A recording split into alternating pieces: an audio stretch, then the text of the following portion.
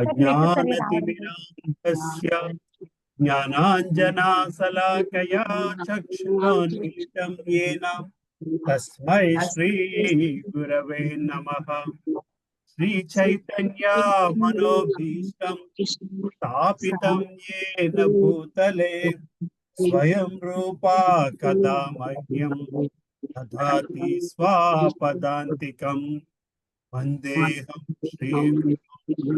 श्रीयुतापदकमलं श्रीगुरून् वैष्णवांश्च श्रीरूपमग्रजातां सहगणा रघुनाथान्वितं तं सजीवं साद्वैतं सावधूतं परिजना सहितं कृष्ण चैतन्य देवं श्री राधा कृष्ण पदान् सहगणा ललिता श्री विशाखान्वितांश्च हे कृष्णा करुणा सिंधो दीनबंधो जगत्पते गोपेशा गोपिका कांता राधा कांता नमोस्तुते कांचना गौरांगी राधे वृंदावनेश्वरी वृषभानुसुते देवी नमामि हरिप्रिये वाञ्छाकल्पतरुभ्यश्च कृपा सिन्धुभ्य एव च पतितानां पावनेभ्यो वैष्णवेभ्यो नमो नमः। जय श्री कृष्ण चैतन्य प्रभु नित्यानंद श्री अद्वैत गदाधर श्रीवासादि गौर भक्त वृंद हरे कृष्णा कृष्णा कृष्णा हरे हरे हरे राम राम राम हरे हरे। भगवते वासुदेवाय भगवते वासुदेवाय नमो भगवते वासुदेवाय नरं चैव नरोत्तमं देवीं सरस्वतीं व्यासं ततो जयमुदीरये। नष्टप्रायेषु भद्रेषु नित्यं भागवत सेवया भागवती उत्तमश्लोके भक्तिर्भवति नैष्टिकी। कृष्णाय वासुदेवाय देवकी नंदनाय च नंदगोपकुमाराय गोविंदाय नमो नमः। नमो महावधन्याय कृष्ण प्रेम प्रदायते कृष्णाय कृष्ण चैतन्य नाम्ने गौरत्विषे नमः। नमः पंकजनाभाय नमः पंकजमालिने नमः पंकजनेत्राय नमस्ते पंकजांग्रये।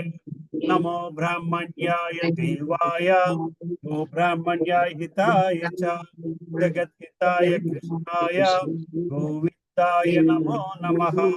नमो विष्णुपदाय कृष्णपृष्ठाय भूतले श्रीमते भक्ति वेदांत स्वामी निति नामिने। नमस्ते सारस्वती देवे गौरवाणी प्रसारिणे निर्विशेष शून्यवादी पाश्चात्य देश तारिणे। जय श्री कृष्ण चैतन्य प्रभु नित्यानंद श्री अद्वैत गदाधर श्रीवासादि गौर भक्त वृंद हरे कृष्णा कृष्णा कृष्णा हरे हरे हरे रामा राम राम हरे हरे। पंगुं लगायते गिरिं यत्कृपातमहं वन्दे श्रीगुरुं दीनतारिणं परमानन्दमाधवं श्री चैतन्येश्वरम्। अपवित्रो पवित्रो वा सर्वावस्थगतोऽपि वा स्मरेति पुण्डरीकाक्षं स बाह्याभ्यन्तरशुचिः। श्री विष्णु श्री विष्णु श्री विष्णु। హరే కృష్ణ హరే కృష్ణ ప్రభుజీ. హరే కృష్ణమ్మ జయదమ్మ తల్లి ధనత్నమ్మ ఎలా ఉన్నారు? బాగున్నాండి. 2 కాదు 23వ చాప్టర్.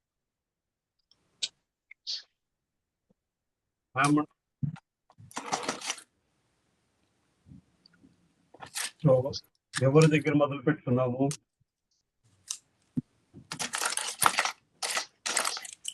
విజయమాతాజీ చదివినట్టున్నారు last time. విజయమాతాజీ చదివారు. ఓకే, సుబ్రహ్మ మాతాజీ విజయమ్మ బాలమణి మాతాజీతోనా? కృష్ణమ్మ బాలమణి మాతాజీ. హరే కృష్ణ ప్రభుజీ, దండాత్ ప్రణామ్. చదవనా ప్రభుజీ? చదవండమ్మా. 23వ అధ్యాయం స్టార్ట్ చేసుకుందాం. స్క్రీన్ నుంచి చదువుతారు కదా మీరు? నేను బుక్ తెచ్చుకున్నాను ప్రభుజీ. సరే సరే సరే. హరే కృష్ణ. 23వ అధ్యాయము యాజ్ఞికులైన బ్రాహ్మణ పతులను అనుగ్రహించుట. పొద్దు గడిచింది. పొద్దున పూట భోజనం చేయకపోవడం వల్ల గోపపాలురు అందరికీ బాగా ఆకలి వేసింది. వెంటనే వారు కృష్ణ బలరాముల దగ్గరికి వెళ్లి వారితో, కృష్ణ బలరామ, మీరిద్దరూ మహాబల సంపన్నులు. మీరు ఎంతమంది రాక్షసులనైనా చంపగలరు. కానీ ఈ రోజు మేము ఆకలిచే మిక్కిలి బాధపడుతున్నాము. ఇది మాకు కలతను కలిగిస్తున్నది. కనుక మా ఆకలిని పోగొట్టడానికి మీరు ఏదో ఒకటి చేయవలసింది అని అన్నారు. మిత్రులచే ఈ విధంగా అడగబడిన వారే కృష్ణ బలరాములు యాజ్ఞికులైన బ్రాహ్మణుల పత్నుల పట్ల అనుగ్రహం చూపించేందుకు సన్నద్ధమయ్యారు. ఆ పత్నులందరూ శ్రీకృష్ణ పరమ భక్తురాండ్రు. వారిని అనుగ్రహించడానికి ఇదే అవకాశమని ఆ దేవదేవుడు తలిచాడు. అప్పుడు అతడు తన మిత్రులతో, మిత్రులారా, దగ్గరలోనే ఉన్నట్టు బ్రాహ్మణుల ఇండ్లకు మీరు వెళ్ళండి. స్వర్గ ప్రాప్తిని కోరినందున ఆ బ్రాహ్మణులందరూ ఇప్పుడు అంగీరసమనే యజ్ఞాన్ని చేస్తున్నారు. మీరందరూ వారి దగ్గరకు వెళ్ళండి అని అన్నాడు. పిదప ఆ దేవాది దేవుడు వారిని హెచ్చరిస్తూ, ఆ బ్రాహ్మణులు వైష్ణవులు కారు. వారు కృష్ణ బలరామ అంటూ మా పేర్లనైనా ఉచ్చరించరు. వేద జ్ఞాన ప్రయోజనము నన్ను తెలుసుకోవడానికే అయినా వారు వేద మంత్రోచ్చారణలోనే తల మునకలై ఉంటారు. కృష్ణ బలరాములనే మా పేర్ల పట్ల వారికి ఆకర్షణ లేదు. కాబట్టి నా పేరు మీద ఏది అడగకపోవడం ఉత్తమం. మీరు బలరాముడి పేరు చెప్పి ఏదైనా దానం అడగండి అని అన్నాడు. దానము సాధారణంగా ఉత్తమ కులజులైన బ్రాహ్మణులకే ఇవ్వబడుతుంది. కానీ కృష్ణ బలరాములు బ్రాహ్మణుల వంశంలో జన్మించలేదు. బలరాముడు వసుదేవ తనయుడని, అంటే క్షత్రియుడని ప్రసిద్ధి చెందాడు. శ్రీకృష్ణుడు వైశ్యుడైన నందమహారాజు తనయునిగా తెలియబడ్డాడు. ఈ విధంగా ఇద్దరు బ్రాహ్మణ వంశానికి చెందిన వారు కాదు. కనుక యజ్ఞాచరణములో నెలకొన్న బ్రాహ్మణులు క్షత్రియునికి వైశ్యునికి దానం ఇవ్వడానికి ఇష్టపడకపోవచ్చునని శ్రీకృష్ణుడు భావించాడు. అయినా మీరు బలరాముని పేరు చెబితే నాకన్నను క్షత్రియునికి దానం చేయడానికి వారు ఒప్పుకోవచ్చును. నేను కేవలం వైశ్యుడినే కదా అని శ్రీకృష్ణుడు వారితో అన్నాడు. ఆ విధంగా దేవాదేవునిచే ఆదేశించబడిన గోపబాలురందరూ బ్రాహ్మణుల దగ్గరకు వెళ్లి దానమడుగుటకు సన్నద్ధులయ్యారు. వారంతా చేతులు జోడ్చి నమస్కరించి సాష్టాంగ దండ ప్రణామాలు చేశారు. తర్వాత వారు గౌరవంగా, భూసురులారా, మేము చెప్పే విషయాన్ని శ్రద్ధగా వినండి. మేము బలరామకృష్ణులచే ఆదేశింపబడినట్టు వారము. బహుశా మీకు వారిద్దరూ తెలిసి ఉంటారు. మీకు శుభమగుగాక. ఇక్కడకు దగ్గరలోని కృష్ణ బలరాములు ఆవులను మేపుతున్నారు. మేము వారితో పాటే ఉన్నాము. మేము కొంత ఆహారాన్ని అడగడానికే మేము ఇక్కడికి వచ్చాము. మీరు బ్రాహ్మణులు, ధర్మవేత్తలు. మీరు మాకు దానమివ్వదలిస్తే ఏదో కొంత ఆహారాన్ని ఇవ్వండి. బలరామకృష్ణులతో కలిసి దాన్ని మేము తింటాము. మానవ సంఘములో మీరు అత్యంత గౌరవనీయులైన బ్రాహ్మణులు. మీరు ధర్మాన్ని చక్కగా తెలిసే ఉంటారు అని అన్నారు. గోపబాలురు గ్రామీణ పిల్లలు, అనుష్ఠాన విధి విధానాలు తెలిసే అవకాశం లేనివారైనప్పటికీ కృష్ణ బలరాముల సాంగత్యం కారణంగా వారు సమస్త ధర్మాలను ఎరిగిన వారే వాటి గురించి కొద్దిగా సూచన చేశారు.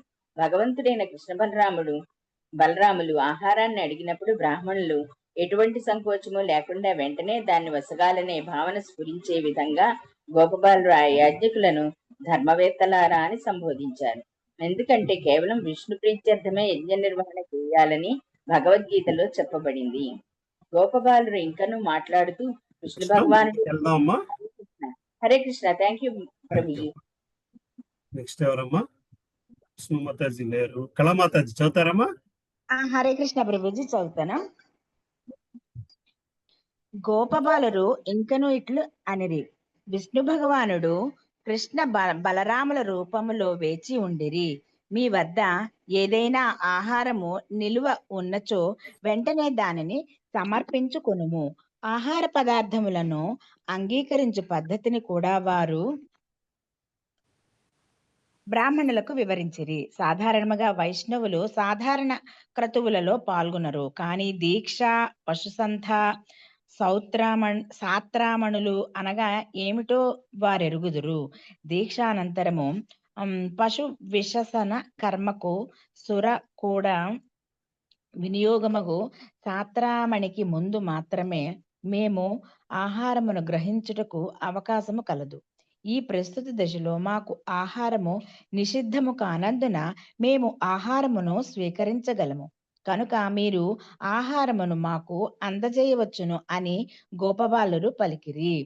కృష్ణ బలరాముల మిత్రుల సామాన్య గోపబాలురైనను వైదిక క్రతువులను నిర్వహించు ఉన్నత వర్గమునకు చెందిన బ్రాహ్మణులను కూడా ఆదేశించు స్థితిలో ఉండిరి. కానీ కేవలము వైదిక క్రతు దృష్టి గల ఆ స్మార్త బ్రాహ్మణులు ఆ దేవాది దేవుని శుద్ధ భక్తుల ఆదేశములను గ్రహించలేకపోయిరి. దేవాది దేవుడైన శ్రీకృష్ణుడు మరియు బలరాముడు తమ నుండి ఆహారమును యాచించుటను కూడా వారు హర్షించలేకపోయిరి. కృష్ణ బలరాముల పక్షమున వారు చేసిన వాదములన్నింటినీ ఆ బ్రాహ్మణులు విన్నను ఆ గోపబాలులను లక్ష్య పెట్టకపోవుటయే కాకుండా వారి పలుకులను వినేందుకు కూడా నిరాకరించిరి. ఎట్టి భక్తిని ఎరుగని బ్రాహ్మణులు యజ్ఞ యాగాది కర్మకాండల జ్ఞానము కలిగిన వారైనను తాము ఉన్నత వర్గము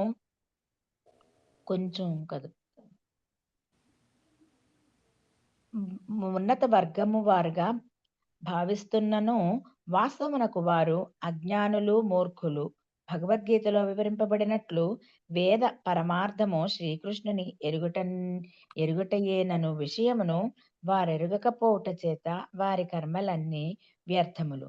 వేద విజ్ఞానములోను కర్మకాండలోను వారెంతగా పురోగమించినను శ్రీకృష్ణుని ఎరుగకపోవుట చేత వారి వేద విజ్ఞానమంతయు బాహ్యాడంబరమే. కనుక ఒక వ్యక్తి బ్రాహ్మణ పరివారములోనే జన్మించనవసరము లేదని శ్రీకృష్ణుని గాని కృష్ణ చైతన్య మార్గమును గాని ఎరిగినచో అతడు బ్రాహ్మణుని కంటేను అధికుడని, ఆధ్యాత్మిక ఆచార్యుడిగా ఉండుటకు అర్హుడని శ్రీ చైతన్య మహాప్రభువు తమ అమూల్యమైన అభిప్రాయమును తెలిపిరి. చదవమంటారా ప్రభుజీ? ఓకే. యజ్ఞ యాగాది క్రతువుల ఆచరణలో పాటించవలసిన అంశములు అనేకము ఉండును. ఆ అంశములు ఇవి: దేశము, స్థలము, కాలము, సమయము, పృథక్ ద్రవ్యము, వివిధ సామాగ్రి, మంత్రము, రుక్కు, తంత్రము, ఆధ్యాత్మిక ప్రమాణము, అగ్ని, నిప్పు, ఋత్వికులు, యజ్ఞమును చేయించు వేదవేత్తులు, దేవతలు, యజ్ఞమునకు సంబంధించిన దేవతలు, యజమానుడు, యజ్ఞమును ఆచరించువాడు, క్రతువు, ఆచరింపబడు యజ్ఞము, ధర్మము, ఆచరణ పద్ధతులు, ఇవన్నీ శ్రీకృష్ణుని సంతృప్తి పరచుట కొరకే కలవు. శ్రీకృష్ణుడు దేవాది దేవుడు. భౌతిక ఇంద్రియ కల్పనలకు, భావనలకు అతీతమైన పరమ సంపూర్ణ సత్యమగుట చేత సకల యజ్ఞములకు నిజమైన భోక్త అతడేనని ధృవీకరించబడినది. అతడు సామాన్య మానవ బాలుని వలె లోకములో వర్తిస్తుండెను. దేహాత్మ బుద్ధితో అతడిని గుర్తించుట మనకు దుర్లభము.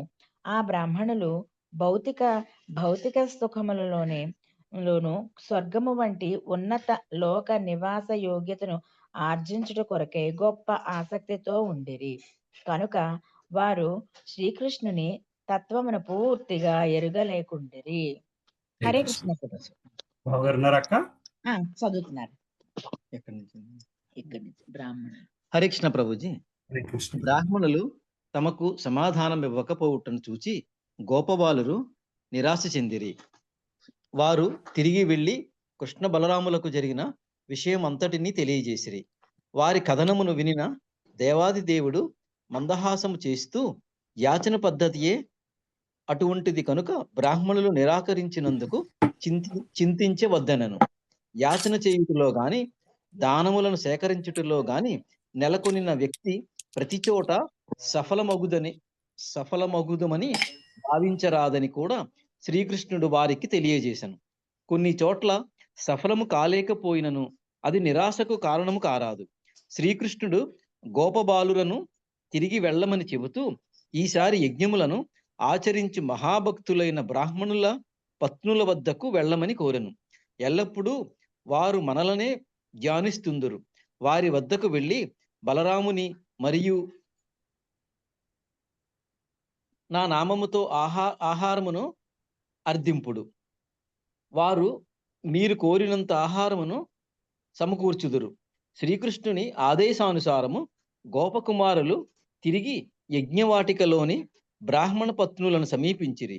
బ్రాహ్మణుల పత్నులు ఆభరణములతో అందముగా అలంకరించుకొని తమ గృహములలో ఆసీనులై ఉండుటను వారు చూచిరి. గోప బాలకులు గౌరవపూర్వకమైన తమ ప్రణామాలను సమర్పించి వారితో ఇట్లనిరి: తల్లులారా, గౌరవపూర్వకమైన మా ప్రణామములను అందుకొని మా పలుకులను ఆలకించము. బలరామకృష్ణులు గోవులతో పాటు ఇక్కడికి వచ్చి సమీపములోనే కలరని తెలియజేస్తుంటిమి. మేమందరము ఎంతో ఆకలితో ఉంటిమి కనుక ఆహారమును కోరి మేము వారి ఆదేశానుసారము మీ వద్దకు వచ్చితిమి. కృష్ణ బలరాములకు మరియు మా అందరికిని ఏదైనా ఆహారమును సమర్పించుకొనుము. ఈ పలుకులను వినిన బ్రాహ్మణ పత్నులు వెంటనే కృష్ణ బలరాములను గూర్చి చింతించసాగిరి. సహజముగానే వారిలో ప్రతిస్పందన కలిగను. కృష్ణ బలరాముల మహిమను గూర్చి వారికి తెలుపనవసరము లేదు. వారి నామాలను వినగానే వారిని చూచేందుకు ఆ బ్రాహ్మణ పత్నులు ఎంతగానో ఉత్సాహపడిరి. నిరంతరము శ్రీకృష్ణుని గూర్చి ఆలోచించుట చేత భక్తి మార్గములో పురోగతి సాధించిన ఆ బ్రాహ్మణ పత్నులు మహోత్తమమైన ధ్యాన యోగనను సాధించిరి. ఆ పత్నులందరూ వివిధ భాండములలో చక్కటి ఆహార పదార్థములను నింపుకునిరి. యజ్ఞము కొరకై సంసిద్ధము చేయబడిన ఆ ఆహార పదార్థములన్నీ ఎంతో ఆస్వాద్యములుగా ఉండెను. విందునకు తగినంత ఆహార పదార్థములను సేకరించుకుని నదులన్నీ సముద్రము వైపునకు మరలున్నట్లుగా వారు తమ అత్యంత ప్రేమ పాత్రమైన లక్ష్యము వైపునకు బయలుదేరిరి. బ్రాహ్మణ పత్నులు చాలా కాలముగా శ్రీకృష్ణుని దర్శించవలెనని ఆరాటముతో ఉండిరి కనుక శ్రీకృష్ణుని చూచేందుకు వారు వెంటనే గృహములను విడిచి వెలుటకు సిద్ధపడగా వారి భర్తలు, తండ్రులు, బంధువులు వారిని వెళ్ళవద్దని వారించిరి. అయినను బ్రాహ్మణ పత్నులు వారి మాటలను లక్ష్య పెట్టలేదు. శ్రీకృష్ణుని పట్ల ఆకర్షణలతో బయలుదేరినప్పుడు భక్తులు దేహబంధములను లక్ష్య పెట్టరు. ఆ స్త్రీలు యమునా తీరమున లేత ద్రాక్ష తీగలతోనూ వికసించిన పుష్పములతోనూ చెట్టు చేమలతోనూ నవనవలాడుతున్న బృందారణ్యములోకి ప్రవేశించిరి. ఆ అరణ్య మధ్యమున అత్యంత ప్రియమైన గోపబాలులతో సహా గోవులను కాస్తున్న కృష్ణ బలరాములను వారు చూచిరి. ప్రభుజీ, ఆ బ్రాహ్మణ పత్నులు బంగారు రంగులో మెరిసిపోవుచున్న ఆ పీతాంబరమును ధరించిన నీలమేఘ శ్యాముడైన శ్రీకృష్ణుడిని చూచిరి. అతడు మెడలో అడవి పూమాలను నెమలి పింఛమును శిరస్సున ధరించి ఉండెను. బృందావనములో లభించు గైరికాది ధాతువులు అతడి దేహముపై పూయబడి నాటక రంగమున నటించు నర్తకుని వలె అతడు కానవచ్చెను. అంతేకాకుండా అతడు ఒక చేతిని తన మిత్రుని భుజముపై ఆంచి మరొక చేతిలో కమలమును పట్టుకుని అక్కడ ఉండెను. కలువ పూలను కర్ణములలో ధరించి నొసట తిలకమును అలంకరించుకుని నిలుచుండెను. సర్వజన సమ్మోహమునుగా అతడు మందహాసము చేస్తుండెను. తాము ఎంతగానో వినినట్టి, తమకు మిక్కిలి ప్రియుడైనట్టి, నిరంతరము తమ మనస్సులు లగ్నములైనట్టి ఆ దేవాది దేవుడిని బ్రాహ్మణ పత్నులు 1000 కన్నులతో ప్రత్యక్షముగా అతడిని దర్శించసాగిరి. వారి నేత్రముల గుండా అతడు వారి హృదయములలోకి ప్రవేశించెను. హరే కృష్ణ. ముందుకెళ్దాం ప్రభు. వారు అతడిని చదవమంటారండి ప్రభుజీ? సరే ముందుకు వెళ్దాం రండి ప్రభు. హరే కృష్ణ, ముందుకు వెళ్దాం ప్రభు. సరేనండి. నెక్స్ట్ ఎవరున్నారమ్మా? హరే కృష్ణ ప్రభుజీ. చదవండి. వారు అతడిని తనివి తీరగా ఆలింగనము చేసుకొనిరి. దానితో వెంటనే వారి వియోగతాపము నశించెను. వారు జ్ఞానములో పురోగతిని సాధించి దేవాది దేవునిలో లీనమగు మహర్షుల వలె ఉండిరి. ప్రతి ప్రాణి హృదయములో నెలకొనినట్టి పరమాత్మ శ్రీకృష్ణుడు వారి మనస్సులను ఎరుగగలిగను. బంధువులు, తండ్రులు, భర్తలు, సోదరులు నివారించినను గృహ కార్యములను లక్ష్యపెట్టక తమకు జీవము ప్రాణము అయినట్టి శ్రీకృష్ణుని దర్శించుటకు వారు వచ్చిరి. సమస్త ధర్మములను విడిచి నన్ను శరణు వేడవలనని శ్రీకృష్ణుడు భగవద్గీత 18.66లో తెలిపిన ఆదేశమును వారు పాటించిరి. ఆ బ్రాహ్మణ పత్నులు భగవద్గీత ఉపదేశాలను ఖచ్చితముగా పాటించిరి కనుక అతడు దయాపూరితమైన మందహాసమును చేస్తూ వారితో సంభాషింపనారంభించెను.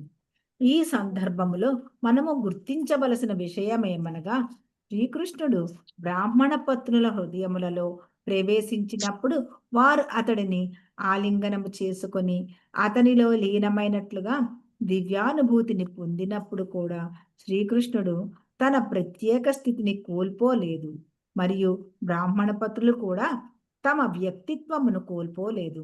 శ్రీకృష్ణ భగవానుని వ్యక్తిత్వము మరియు బ్రాహ్మణుల పత్నుల వ్యక్తిత్వము ఎప్పటి వలనే నిలిచి ఉండెను. అయినను వారు ఆ అస్తిత్వంలో ఏకత్వ భావనను అనుభవించిరి. ఒకరినొకరు ప్రేమించుకుని ఇరువురు వ్యక్తులు ఎట్టి స్వార్థమనే స్పర్శ లేకుండా తమను తాము అర్పించుకొనుటయే ఏకత్వము. శ్రీ చైతన్య మహాప్రభువు ఈ ఏకత్వమును మనకు తమ శిష్టాష్టకములో బోధిస్తుండిరి. శ్రీకృష్ణుడు తన ఇచ్ఛానుసారము ఎలాగైనను నడుచుకోవచ్చును, కానీ భక్తుడు మాత్రము అతని ఆదేశములతో ఏకీభవించవలెను. అట్టి ఏకత్వమును బ్రాహ్మణ పత్నులు తమకు శ్రీకృష్ణుని పట్ల గల ప్రేమలో ప్రదర్శించిరి. శ్రీకృష్ణుడు వారికి ఇట్లు స్వాగతము పలికెను. ప్రియ బ్రాహ్మణ పత్నులారా, మీరు గొప్ప భాగ్యశాలినులు. మీకు స్వాగతము. మీకు నేనేమి చేయవలనో దయచేసి తెలుపుడు. మీరు మీ బంధువుల, తండ్రుల, సోదరుల, భర్తల నిర్బంధములను లక్ష్య పెట్టక నన్ను దర్శించుటకు ఇచ్చటికి వచ్చుట పూర్తిగా సమంజసనీయము. ఇట్లు చేసే వారు వాస్తవముగా తమ ఆసక్తిని ఎరిగిన వారగుదురు. ఎందుకనగా ఎట్టి స్వార్థము నిర్బంధము లేకుండా ప్రేమయుక్త సేవలో నెలకొనుట జీవులకు సర్వమంగళకరము. బద్ధజీవుని పరిపూర్ణ స్థితి అనగా తనను శరణు వేడుటయేనని శ్రీకృష్ణ భగవానుడు ఇక్కడ నిర్ధారించి చెప్పుతుండెను. శరణాగతుడు వివిధ రకాల ఇతర సమస్త ధర్మములను విడువవలెను. దేవాది దేవుడే తమ సర్వోన్నత ప్రేమకు లక్ష్యము కనుక దేవాది దేవునికి సంపూర్ణముగా శరణాగతులటియే బద్ధజీవులకు సర్వమంగళకరమైన మార్గము. ప్రతి ఒక్కరూ తమ జ్ఞాన ప్రగతిని అనుసరించి స్వార్థమును కలిగి ఉందరు. తాను జీవాత్మనని, ఆత్మ దేవాది దేవునిలో ఒక అంశము మాత్రమేనని గుర్తించినందున దేవాది దేవుడే తమ పరమ లక్ష్యముగా గుర్తించగలుగును. ఇట్టి శరణాగతి బద్ధజీవునకు మంగళకరమని తెలుపబడినది. మన జీవితము, సంపద, గృహము, సంతానము, పత్ని, నివాస స్థలము, దేశము, సంఘము, మనకు ప్రియమైన సమస్త వస్తువులు దేవాది దేవుని విస్తరణలే. అతడు మన విభిన్న శారీరక, మానసిక, ఆధ్యాత్మిక స్థితులను అనుసరించి అనేక విధములుగా విస్తరించి సకలానందములను సమకూర్చును. కనుక అతడే మన ప్రేమకు కేంద్రము. హరే కృష్ణ ప్రభుజీ, దండవత్ ప్రణామం. హరే కృష్ణ ప్రభుజీ, దండవత్ ప్రణామం. శ్రీకృష్ణుడు ఇంకను ఇట్లు పలికెను. మీరు ఇప్పుడు మీ గృహాలకు తిరిగి వెళ్ళవచ్చును. మీరు తిరిగి యజ్ఞ కర్మలలోను, మీ భర్తల సేవలలోను, గృహ కృత్యములలోను పాల్గొను. మీ భర్తలు మీ పట్ల ప్రసన్నులగుదురు. వారు ప్రారంభించిన యజ్ఞములు సక్రమముగా నిర్వహించబడును. ఏమైనను మీ భర్తలు గృహస్థులు కదా, మీరు ప్రక్కన లేకుండా వారు ఇట్లు తమ విధులను నిర్వర్తించగలరు. బ్రాహ్మణ పత్రులు ఇట్లు సమాధానం ఇచ్చిరి. హే ప్రభు, నీవు ఇట్లు ఆదేశించుట తగదు.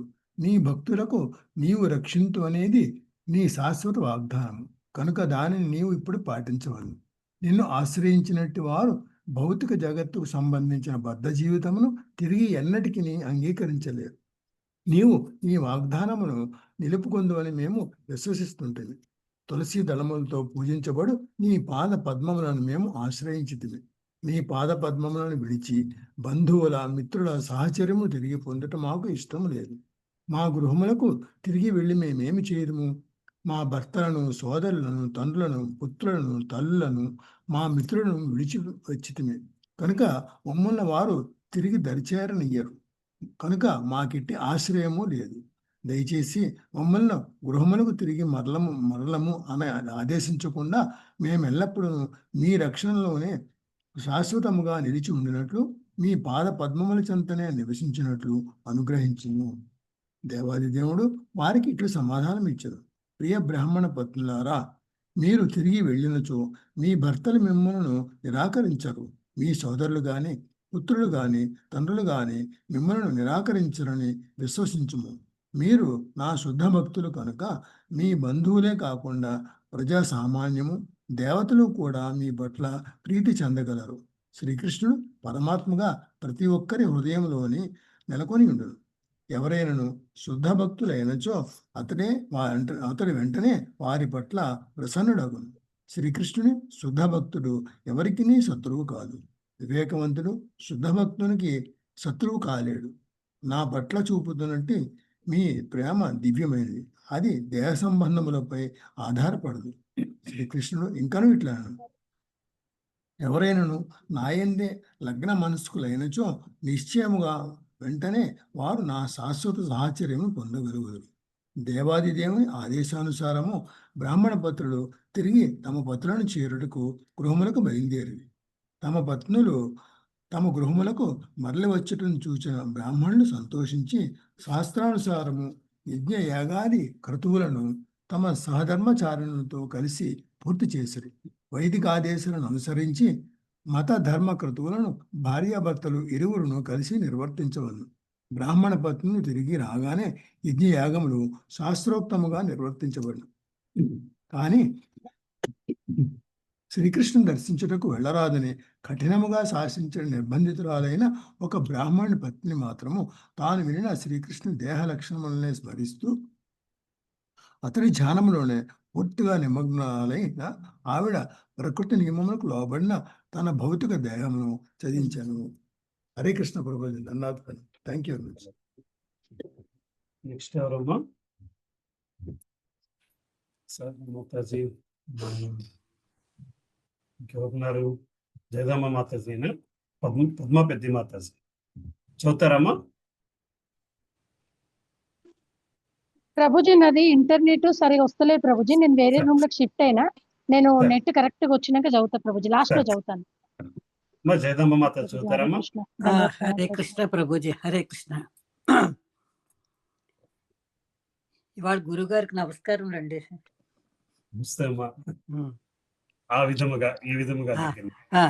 ఈ విధముగా శ్రీకృష్ణుడు సామాన్య జనులకు కృష్ణ చైతన్యం వైపునకు ఆకర్షించను. ఆనంద స్వరూపుడ దేవాది దేవుడు గోవిందుడు తన దివ్య లీలను ప్రకటించి సామాన్య మానవుని వలె కనిపిస్తూ బ్రాహ్మణ పత్నులు అర్పించిన ఆహారం సంతోషముగా ఆరగించిరి. అతడు తన పలుకులతో సౌందర్యంతో గోవులను గోపబాలులను వృందావనములోని వ్రజకన్యలను తమ వైపునకు ఆకర్షించను. యజ్ఞ యాగాదులు నిర్వహిస్తున్న బ్రాహ్మణులు తమ పత్రులు తిరిగి వచ్చిన పిమ్మట తాము దేవాదేవునికి ఆహారం సమర్పించటకు నిరాకరించి ఘోర అపరాధం చేసినందుకు పశ్చాత్తాపం చెందసాగిరి. వైదిక క్రతువులను ఆచరిస్తున్న బ్రాహ్మణులు సామాన్య మానవాకారంతో తమను ఆహారం అర్థించిన దేవాదేవుని ఉపేక్షించరు. కానీ చివరకు వారు తమ దోషములను గుర్తించరు. వారు తమ పత్నుల విశ్వాసం మరియు భక్తిని చూచి తమను తాము నిందించుకోసాగిరి. తమ పత్నులు శుద్ధమైన భక్తియుక్త సేవ చేయు స్థితికి తగ్గ తాము స్వల్పముగా నేను పరమాత్మ ప్రేమించట గాని సేవించట గాని చేయనందుకు పశ్చాత్తాపపడ్రి. అప్పుడు వారితో చర్చించుకోసాగి, మనము బ్రాహ్మణులుగా జన్మించే ప్రయోజనం ఏమిటి? మన వేద సాహిత్య అధ్యయనం వ్యర్థము. మన మహాయజ్ఞ యాగానుష్ఠానము మరియు విధి నిషేధములను అనుసరించటం కూడా వ్యర్థము. మన కుటుంబ జీవనం నిరర్థకము. వేద వేద వేద శాస్త్రాదేశములను అనుసరించి నిస్సందేహము కర్తువులను ఆచరించట్లో మన చాతుర్యం విలువలేనిది. మనోవాక్కాయ కర్మలకు అతీతమైన దేవాదేవుని పట్ల ప్రేమయుక్త సేవను మనం అలవరుచుకోలేకపోతుంది. సర్వము నిరర్థకము. వైదిక కార్యాచరణలో నిపుణులు విద్వాంసులైన ఆ బ్రాహ్మణులు పశ్చాత్తాప చెందుట ఉచితమే. ఎందుకనగా ఎవరైనా కృష్ణ చైతన్యం అలవరుచుకోకుండా ధార్మిక విధులను నిర్వర్తించడం కేవలము శక్తిని సమయమును వృధా చేయటి అగును. ఇంకనూ వారిలో చర్చించుకోసాగిరి. శ్రీకృష్ణుని బాహ్యశక్తి మహాయోగులకు కూడా మాయామోహితులు చేయగలిగే మహాశక్తివంతురాలు. మన మానవ సంఘంలో ఇతర వర్ణముల వారందరికీ ఆచార్యులుగా పరిగణించబడు బ్రాహ్మణులమైన మనము కూడా ఆ బాహ్యశక్తి చేత భ్రమకు గురైతమే. దేవాది దేవుని శ్రీకృష్ణునికి తమ జీవితంలో భక్తితో అర్పించిన స్త్రీలు ఎంతటి భాగ్యశాలిలో కదా. వీరు దృఢమైన తమ కుటుంబ బంధములను సులభంగా తెంచుకోగలిగారు. సంసార జీవితం దుఃఖముతో కూడిన అంధకారం ఉంటది. స్త్రీలు సహజంగానే సరళ హృదయాలైనందున కృష్ణ చైతన్యం సులభంగా అలవరుచుకోగలరు. మేధావులు విద్వాంసులు కూడా కృష్ణ ప్రేమను పెంపొందించుకోగలిగినచో అసాధ్యమైన మాయాబంధముల నుండి సులభంగా వారు విడవగలరు. వైదికాదేశాలను అనుసరించి స్త్రీలకు ఉపనయన సంస్కార అర్హత లేదు. ఆధ్యాత్మికాచార్య ఆశ్రమంలో బ్రహ్మచారులుగా నివసించడం కూడా అనుమతి లేదు. కఠినమైన క్రమశిక్షణ పొందవలని ఆదేశించబడలేదు. ఆత్మానుభూతి తత్వచింతనలో వారు సమర్థులు కారు. అంతేకాకుండా సహజంగానే వారు అంతగా పవిత్రులు కారు. పుణ్యకార్యముల ఆసక్తిని ఎక్కువగా చూపరు. అయినను వారు సకల యోగేశ్వరుడైన శ్రీకృష్ణుని పట్ల దివ్య ప్రేమను పెంపొందించుకొనట ఎంత ఆశ్చర్యమో అని బ్రాహ్మణులు ఆశ్చర్యపడిరి. శ్రీకృష్ణుని పట్ల దృఢ విశ్వాసములతోనూ భక్తిలోనూ వారు మనలను మించిపోయారు. మనము భౌతిక జీవితం పట్ల ఆసక్తిని అధికముగా కలిగి ఉండితే సంస్కార పద్ధతిలో మనం నిపుణులుగా పరిగణించబడినను వాస్తవమునకు మనము మన జీవిత గమ్యం ఎరుగలేకుంటమే. గోపబాలుడు కృష్ణ బలరాముల మహిమను మనకు గుర్తు చేస్తున్నా మనం వారిని గౌరవించలేదు. ఆహారమును యాచించిన దేవాదేవుడు తన మిత్రులను తన వద్దకు పంపటి కేవలము మనల్ని అనుగ్రహించటకనే ఇప్పటి వరకు మనము గ్రహించలేకపోతామే. నేనుతో ప్రభు వారిని పంపనవసరం లేదు. అతడు సంకల్పం మాత్రమే వారి ఆకలిని క్షణంలో తొలగించగలడు. హరే కృష్ణ ప్రభుజీ.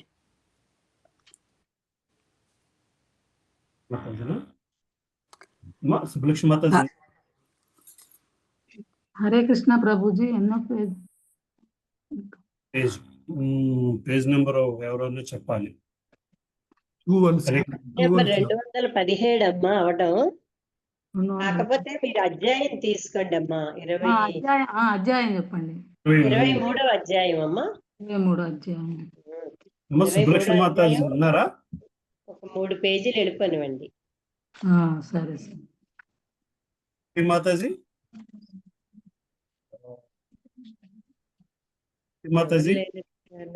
లలిత మాతాజీ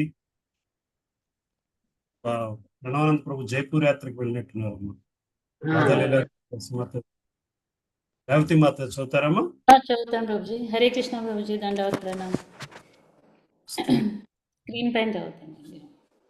శ్రీకృష్ణుడు తన ఉదర పోషణార్థము గోవులను కాస్తుండడని భావించి ఎవరైనను అతని స్వయం సమృద్ధిని శంకింపదలచినచో అతడు నిజముగా ఆకలిగొని ఉండని, అతనికి ఆహార పదార్థములు అవసరమని ఎవరినైనాను బాధింపదలచినచో వారు భాగ్యదేవత అయిన లక్ష్మీదేవి అతడిని నిరంతరము సేవించిన విషయమును స్మరించవలెను.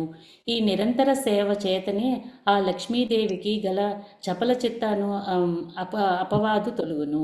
శ్రీకృష్ణుడు తన దివ్య ధామములో ఒక లక్ష్మీదేవితోనే కాకుండా వేలాది భాగ్యదేవతల చేత కూడా సేవించబడినని బ్రహ్మ సంహిత వంటి వైదిక సాహిత్య గ్రంథాల్లో చెప్పబడినది. కనుక శ్రీకృష్ణుడు బ్రాహ్మణ బ్రాహ్మణులను ఆహార పదార్థముల కొరకై అర్పించుట కేవలము భ్రాంతి, కర్మకాండలు నెలకొనట కంటేను శుద్ధమైన భక్తియుత సేవతో తనను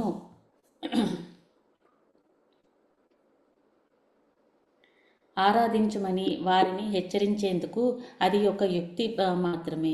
శ్రీకృష్ణుడే దేవాది దేవుడు కనుక అతడిని ఎరుగుట కొరకే వైదిక క్రతు సామగ్రి, యజ్ఞార్హము అగు ప్రదేశము, తగిన సమయము, వేద మంత్రములు, ఋత్వికులు, అగ్ని, దేవతలు, యజ్ఞకర్త అయిన యజ్వ, ధర్మ విధులన్నీ ఉద్దేశించబడినవి. అతడు దేవాది దేవుడైన విష్ణువు, సకల యోగేశ్వరుడు. బ్రాహ్మణులు ఇంకను తమలో తామిట్లు చర్చించుకొనసాగిరి. యదువంశములో శిశువుగా జన్మించుట చేత మనము అవివేకములై అతనిని దేవాది దేవునిగా గుర్తింపలేకపోతిమి.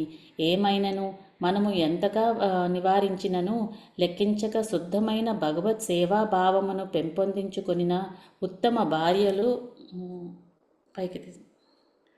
ఉత్తమ భార్యలు లభించినందుకు మనం ఎంతగానో గర్వించవలెను. ఎవని మాయ చేత మనమందరము కామ్యకర్మలలో నిమగ్నులు అవుదుమో అట్టి శ్రీకృష్ణ భగవానుని పాదారవిందములకు సగౌరముగా ప్రణామములను సమర్పించుకుందుము. అతడి బహిరంగ శక్తిని మనమందరము ఆకర్షితులమైనందున మనలను అనుగ్రహించి క్షమించమని భగవానుని స్తుతించవలెను. అతని దివ్య మహిమలను గుర్తింపక మనము అతడి ఆజ్ఞలను ఉల్లంఘించితిమి. బ్రాహ్మణులు తమ పాపకర్మలకు పశ్చాత్తాపము చెందిరి. స్వయముగా వెళ్ళి శ్రీకృష్ణునకు ప్రణామాలను సమర్పించుకోదల్చిరి. కానీ కంసుని భయపడు వారగుట చేత వారట్లు చేయలేకపోయిరి. మరో విధముగా చెప్పవలనైన భక్తియుత సేవతో పవిత్రుడు కాకుండా దేవాది దేవునికి సంపూర్ణ శరణాగతులగుట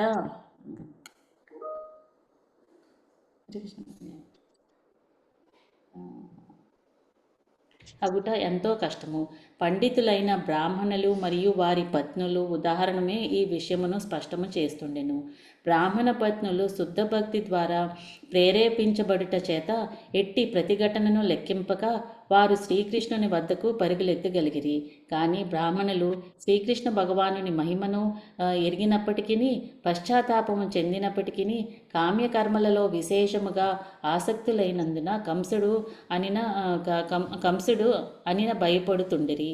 ఇది దేవాది దేవుడు శ్రీకృష్ణ భగవానులోని 23వ అధ్యాయమైన యజ్ఞక బ్రాహ్మణుల పత్నులకు మోక్షముకు భక్తి వేదాంత స్వామి భగవత్ కథాసారము సమాప్తము. హరే కృష్ణ ప్రభుజీ. Thank you Prabhuji. గోవర్ధనగిరి పూజ మాతాజీ ఉన్నారా? ఉన్నాను ప్రభుజీ, నేనున్నాను. చదువుతారమ్మా గోవర్ధనగిరి? చదువుతానండి. గోవర్ధనగిరి పూజ. బ్రాహ్మణులు ఇట్లు వైదిక క్రతువులలో నిమగ్నై ఉండగా మరొక వైపు జలాధిదేవత స్వర్గాధిపతి అయిన ఇంద్రుని సంతృప్తిపరచుటకు గోపాలులందరూ అట్టి క్రతువులను నిర్వహించుటకు సిద్ధమగుటను కృష్ణ బలరాములు చూచిరి. శ్రీ చైతన్య చరితామృతములో తెలిపినట్లు కృష్ణ చైతన్యములో శ్రీకృష్ణ ప్రేమయుక్త సేవలో నెలకొన్న దృఢ విశ్వాసము గల భక్తుడు తాను ఇతర సమస్త ధర్మముల నుండి విముక్తుడగునని గ్రహించును. శ్రీకృష్ణుని శుద్ధ భక్తునకు వేద నిర్దేశములైన ఎట్టి కర్మకాండ కార్యక్రమాలను చేయనవసరం లేదు.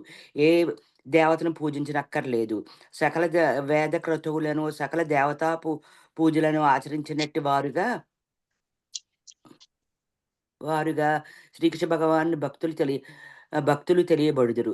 శ్రీకృష్ణుని పట్ల భక్తి సేవను పెంపొందించుకున్నటకు వైదిక కర్మల ఆచరణ లేక అన్య దేవతారాధన తోడ్పడును. కానీ ఎవరైనాను దేవాది దేవుని సేవల్లో నెలకొనిచో వారు ఆదేశాలను అది వరకే పాటించినట్లుగా తెలుపబడెను. బృందావనములో తాను నివసిస్తున్నట్టి కాలములో శ్రీకృష్ణుడు ప్రత్యేకించి భక్తిత సేవకు గల ప్రాధాన్యతను నిరూపింపదలుచుటకు చేత తన భక్తులు చేయదలిచిన కార్యములను నిలుపదలిచెను. శ్రీకృష్ణుడు సర్వజ్ఞుడైన దేవాది దేవుడు కనుక గోపాలులందరూ ఇంద్రియాగమును పూనుకొనునని గ్రహించను. ఆయనను గొప్ప నమ్రతతో దానిని గూర్చి నందమహారాజు వంటి పెద్దలను విచారించడం ఆరంభించను. శ్రీకృష్ణుడు తన తండ్రిని ఇట్లు అడిగాను, తండ్రి, ఏ మహాయాగము కొరకై ఈ ఏర్పాటు జరుగుతుండెను, ఈ యాగమును కలుగు ఫలితమేటి, ఎవరిని ఉద్దేశించి జరుగుతుండెను, దీనిని ఎలా నిర్వర్తించరు, దయచేసి తెలుపగలరా, నేను దీన్ని గూర్చి ఎరుగుట ఉత్సాహపడుచుండెని, ఈ యాగం ఉద్దేశమును దయచేసి నాకు వివరింపము. ఈ ప్రశ్నను విన శ్రీకృష్ణుడి తండ్రి నందమహారాజు యజ్ఞాచరణలో నిగూఢ విషయములను ఈ బాలుడు ఎట్లు అర్థం చేసుకోనగలుగునని సమాధానం ఇవ్వక మిన్నకుండెను. కానీ శ్రీకృష్ణుడు సమాధానం కొరకు పట్టుబట్టి తిరిగి ఇట్లు పలికెను, తండ్రి, ఉదారులు మహాత్ములైన వారి రహస్యం అనేది ఉండదు, అయిన వారికి రహస్యం అనేది ఉండదు. వారు అందరి విషయముల్లో నిష్కపటముగా ఉందిరు కనుక వారెవరిని శత్రువులుగా కానీ మిత్రులుగా కానీ భావింపరు. ఉదారులు కానీ వారి శత్రువుల విషయంలో రహస్యమును పాటించినను, కుటుంబ సభ్యుల విషయంలో మిత్రుల విషయంలో రహస్యములు పాటించరు. కనుక నా విషయంలో దేనిని రహస్యముగా ఉంచవలదు. మానవులందరూ కామ్యకర్మల్లో నిర్మగ్నులై ఉండిరి, కొందరు మాత్రమే ఈ కామ్యకర్మలను ఎరుగుదురు. వారు వాటి ఫలితములు కూడా ఎరుగుదురు. కానీ కొందరు వారి ఉద్దేశమును ఫలితమును ఎరుగకయే అట్టి కర్మలను ఆచరించరు. కనుక ఆచరించుతుండరు. పరిపూర్ణ జ్ఞానముతో ఆచరించువారు పరిపూర్ణ ఫలితమును పొందగలరు. కనుక మీరు ఆచరించు యాగ ఉద్దేశమును దయచేసి నాకు తెలుపుము. ఇది శాస్త్రాదేశాల అనుసరించి జరుగుతుండేనా, లేక ఇది గొప్ప ప్రచారం పొందిన ఉత్సవం మాత్రమేనా? దయచేసి ఈ యాగమును గూర్చిన వివరములు నాకు తెలుపుము.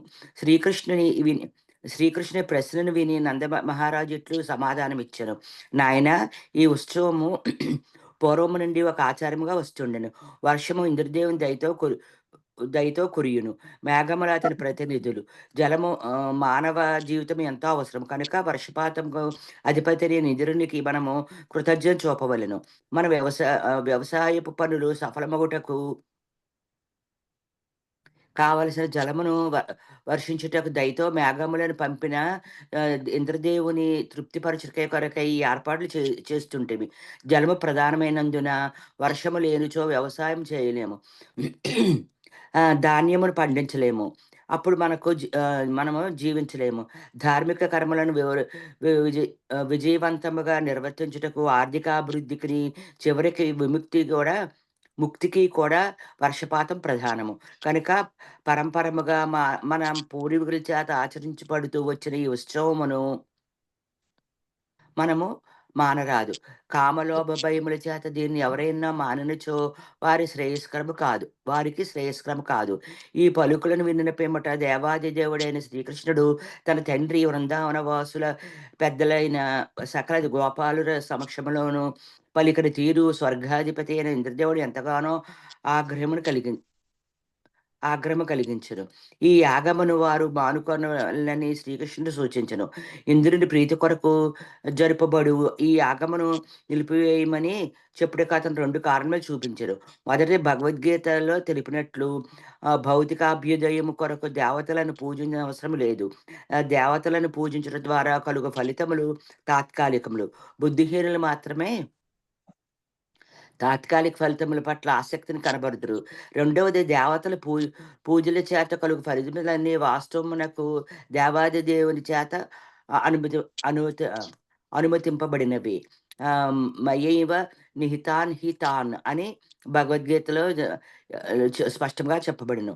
దేవతల నుండి పొందబడినట్లుగా భావింపబడి వరములన్నీ వాస్తవమునకు దేవాది దేవుని చేత అనుగ్రహింపబడినవి. దేవాది దేవుని అనుమతి లేకుండా ఏ దేవతలు జలమునకు ఎట్టి లాభమును సమకూర్చలేవు, జనులకు ఎట్టి లాభమును సమకూర్చలేవు. కొన్నిసార్లు దేవతలు భౌతిక ప్రకృతి ప్రభావమును వసలై పొంగిపోతూ తామే సర్వశక్తిమంతులమని భావించి దేవాదేవుని విస్మరింతురు. ఈ సందర్భంలో శ్రీకృష్ణుడు ఇంద్రుని ఆగ్రహమున గురి చేయగలదని శ్రీమద్ భాగవతంలో స్పష్టంగా తెలుపబడిను. శ్రీకృష్ణుని అవతరణ ముఖ్యముగా దుష్ట సంహారమునకు, భక్త రక్షణ కొరకు ఉద్దేశింపబడినవి. వాస్తవమునకు ఇంద్రుడు భక్తుడే గాని రాక్షసుడు కాదు. కానీ అతడు గర్వితుడొకడి చేత శ్రీకృష్ణుడు అతని గుణపాఠమును నేర్పదలిచెను. బృందావనములోని గోపాలకులు ఏర్పాటు చేసినట్లు ఇంద్ర పూజను నిలపదలిచి శ్రీకృష్ణుని ముందుగా ఇంద్రుని ఆగ్రహం తెప్పించుటకు ప్రయత్నించెను. హరే కృష్ణ ప్రభుజీ, చదవమంటారండి? మాతాజీ ఉన్నారమ్మా? హరే కృష్ణ ప్రభుజీ, దండవత్ ప్రణం. శ్రీకృష్ణుడు ఈ ఉద్దేశమును మనస్సులో ఉంచుకొని కర్మ మీమాంస సిద్ధాంతమును సమర్థించు నాస్తికుని వలె భాషించసాగెను. కర్మ మీమాంసవాదులు దేవదేవుని సర్వాధికారమును అంగీకరింపరు. కర్మలు సక్రమంగా నిర్వర్తించినచో ఫలము తప్పదని వారు వాదింతురు. మానవుని కామ్య కర్మలకు ఫలములనిచ్చువాడు భగవంతుడు అనువాడు ఉన్నప్పటికీ మానవుడు కర్మ చేయనిదే ఆయన ఫలితములను ప్రసాదించనందున అతన్ని పూజించనవసరము లేదని వారి అభిప్రాయము. దేవతలను భగవంతుడినో పూజించుటకు బదులు ప్రజలు తమ విద్యుక్త ధర్మముల విషయంలో శ్రద్ధ చూపినచో వారికి మంచి ఫలితములు కలుగునని వారు చెబుతుంటారు. శ్రీకృష్ణ భగవానుడు ఈ కర్మ మీమాంస సిద్ధాంతములను అనుసరించి తండ్రితో ఇట్లు వాదించసాగెను. తండ్రి, మీ వ్యవసాయ పనులు విజయవంతముగా కొనసాగుటకు ఏ దేవతను మీరు పూజించనవసరము లేదు. ప్రతి ఒక్కరూ తమ గత కర్మను అనుసరించి జన్మించుదురు. కేవలం ప్రస్తుత కర్మ ఫలమును అనుసరించి ఈ దేహమును విడిచును. ప్రతి జీవి గత కర్మలను అనుసరించి ఏదో ఒక జీవజాతుల్లో జన్మించును. అంతేకాకుండా ఈ జన్మ కర్మ ఫలములను అనుసరించి మరుసటి జన్మను పొందును. వివిధ పరిస్థితుల్లో సంభవించు సుఖ దుఃఖములు, లాభ నష్టములు గత జన్మలో లేక ప్రస్తుత జన్మలో జరుగు విభిన్న కర్మల ఫలితములే. అధిష్టాన దేవతను సంతృప్తి పరచకుండా కేవలం భౌతిక కర్మలతో ఉత్తమ ఫలితములను పొందజాలమని నందమహారాజును తక్కిన పెద్దలను వాదించిరి. నిజానికి ఇది యథార్థమే. ఉదాహరణకు, ఉత్తమ వైద్యుడు ఉత్తమ చికిత్స చేసినను రోగి మరణించును. కనుక ప్రథమ శ్రేణి చికిత్స గాని ప్రథమ శ్రేణి వైద్యుని ప్రయత్నములు గాని రోగిని బాగు చేయుటకు కారణము కాలేకపోవును. అనగా అందులో దేవాది దేవుని ప్రమేయము ఉండి తీరును. అట్లే తల్లిదండ్రులు తమ పిల్లల విషయంలో తీసుకొని జాగ్రత్తలు ఆ పిల్లలకు భద్రత కలిగింపజాలవు. తమ పిల్లలు భద్రముగా ఉండుటకు కారణములు కానేరవు. కొన్ని సమయములలో తల్లిదండ్రులు అన్ని రకాల జాగ్రత్తలు తీసుకున్నప్పటికీ పిల్లలు అనారోగ్యముకు లేక మరణముకు గురవుతుంటారు. కనుక భౌతిక కర్మలు ఫలితములను జాలవు. దేవదేవుని అనుమతి ఉండి తీరవలెను. కనుక నందమహారాజు వ్యవసాయంలో మంచి ఫలితములు పొందుటకు తాము వర్షాది దేవత అయిన ఇంద్రుని సంతృప్తి పరచక తప్పదని వాదించెను. దానికి శ్రీకృష్ణుడు సమాధానమిస్తూ, దేవతలు తమ విద్యుక్త ధర్మములను నిర్వర్తించిన వారికే ఫలితములనిత్తురు. తమ విద్యుక్త ధర్మములను ఆచరించని వారికి ఎట్టి సత్ఫలితములను ఇయ్యజాలరు. కనుక దేవతలు కర్మాచరణపై ఆధారపడి ఉన్నారు. ఎవరికైనాను సత్ఫలితములను ఇచ్చేందుకు స్వేచ్ఛాధికారము వారికి లేదు. కనుక వారిని పట్టించుకోనవసరం లేదు అని వాదించి వారి వాదములను ఖండించడం. అంతేకాకుండా శ్రీకృష్ణుడు తండ్రితో ఇట్లనెను, తండ్రి, దేవతలకు అధిపతి అయిన ఇంద్రుని మనము పూజించనవసరం లేదు. ప్రతి ఒక్కరూ తన కర్మ ఫలమును అనుభవించక తప్పదు. ప్రతి ఒక్కరూ తమ కర్మ యొక్క సహజ స్వభావం అనుసరించి కార్య నిమగ్నడగుటను మనము చూస్తున్నాము. ఆ సహజ స్వభావమును అనుసరించియే సమస్త జీవులు గాని మానవులు గాని దేవతలు గాని తమ తమ ఫలములను పొందుతున్నారు. జీవులందరూ తమ తమ వివిధ కర్మలను అనుసరించి ఉత్తమ జన్మలను కానీ అధమ జన్మలను కానీ పొందుతుంటారు. శత్రు, మిత్ర, తటస్థ వర్గములను సృష్టించుకుంటారు. ప్రతి ఒక్కరూ తమ సహజ జ్ఞానమును అనుసరించి తన విధులను నిర్వర్తించుటలో జాగరూకత వహించవలెను.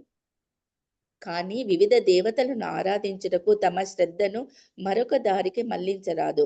మనము మన విద్యుక్త కర్మలను సక్రమముగా ఆచరించినచో దేవతలు సంతృప్తి పడుదురు. కనుక ప్రత్యేకించి వారిని పూజించనవసరం లేదు.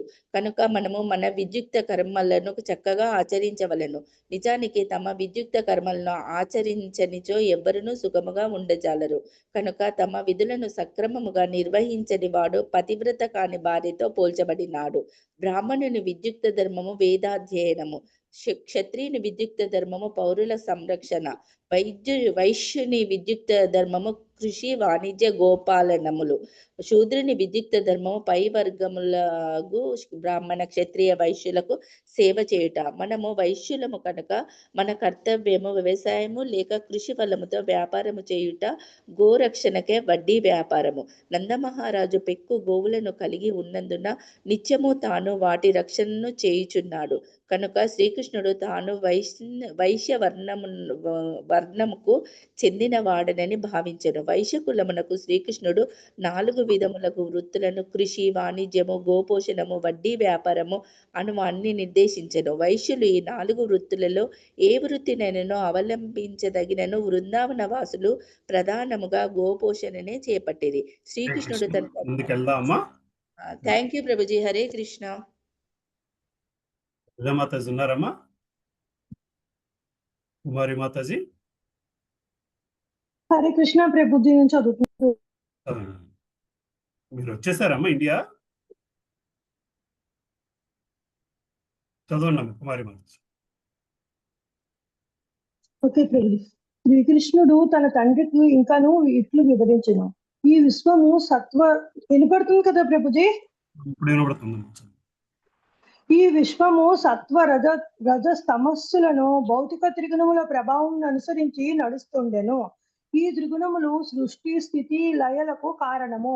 మేఘములు రజోగుణము చేత ఉత్పన్నమగును కనుక వర్షపాతమునకు కారణము రజోగుణము. సరియైన వర్షపాతముతోనే వ్యవసాయ కార్యములు ఫలవంతములుగా కొనసాగగలవు. కనుక ఇక ఇంద్రుని అవసరం ఏముండును? మీరు ఇంద్రుని సంతృప్తి పరచనిచో అతడు ఏమి చేయును? వాస్తవమునకు మనము ఇంద్రుని నుండి ఎట్టి ప్రత్యేక ప్రయోజనమును పొందలేదు.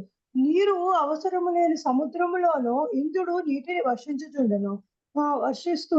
సముద్రం పైనను నేలపైనను అతడు నీటిని వర్షించును. కనుక మనము అతడిని పూజించుటపై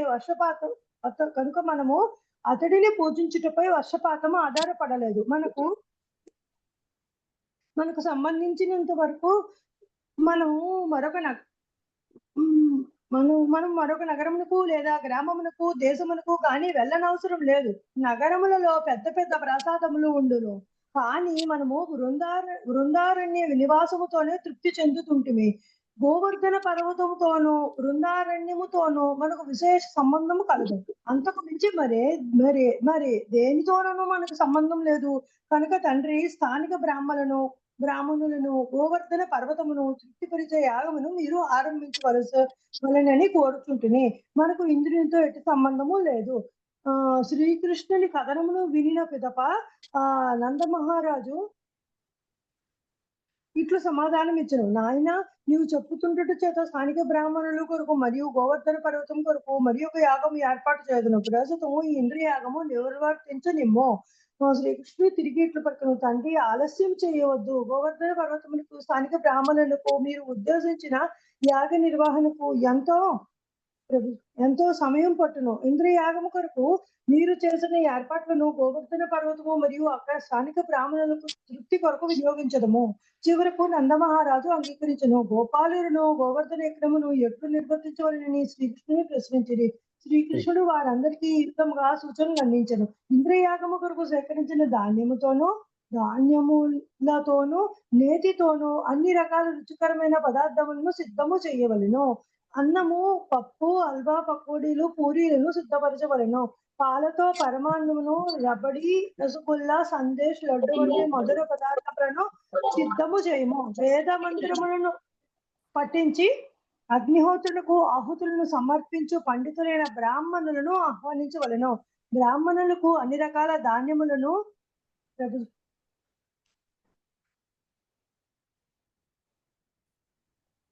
దక్షిణ సమర్పించుకునవలెను. కుక్కలు వంటి హీన జాతి జంతువులకు అస్పృశ్యులుగా భావించబడు పంచమ జాతికి చెందిన చండాలువాదులైన అధమ జాతి వారికి భగవత్ ప్రసాదమును సమృద్ధిగా వితరణ చేయవలెను. గోవులు చక్కగా గడ్డి మేసిన పిమ్మట వెంటనే గోవర్ధన పూజకు ఆరంభించవలెను. ఈ యజ్ఞము నాకు గొప్ప ప్రీతిని కలిగించగలదు. ఈ కథనము శ్రీకృష్ణుడు వైశ్య కులపు ఆర్థిక వ్యవస్థను గూర్చి చక్కగా వివరించును.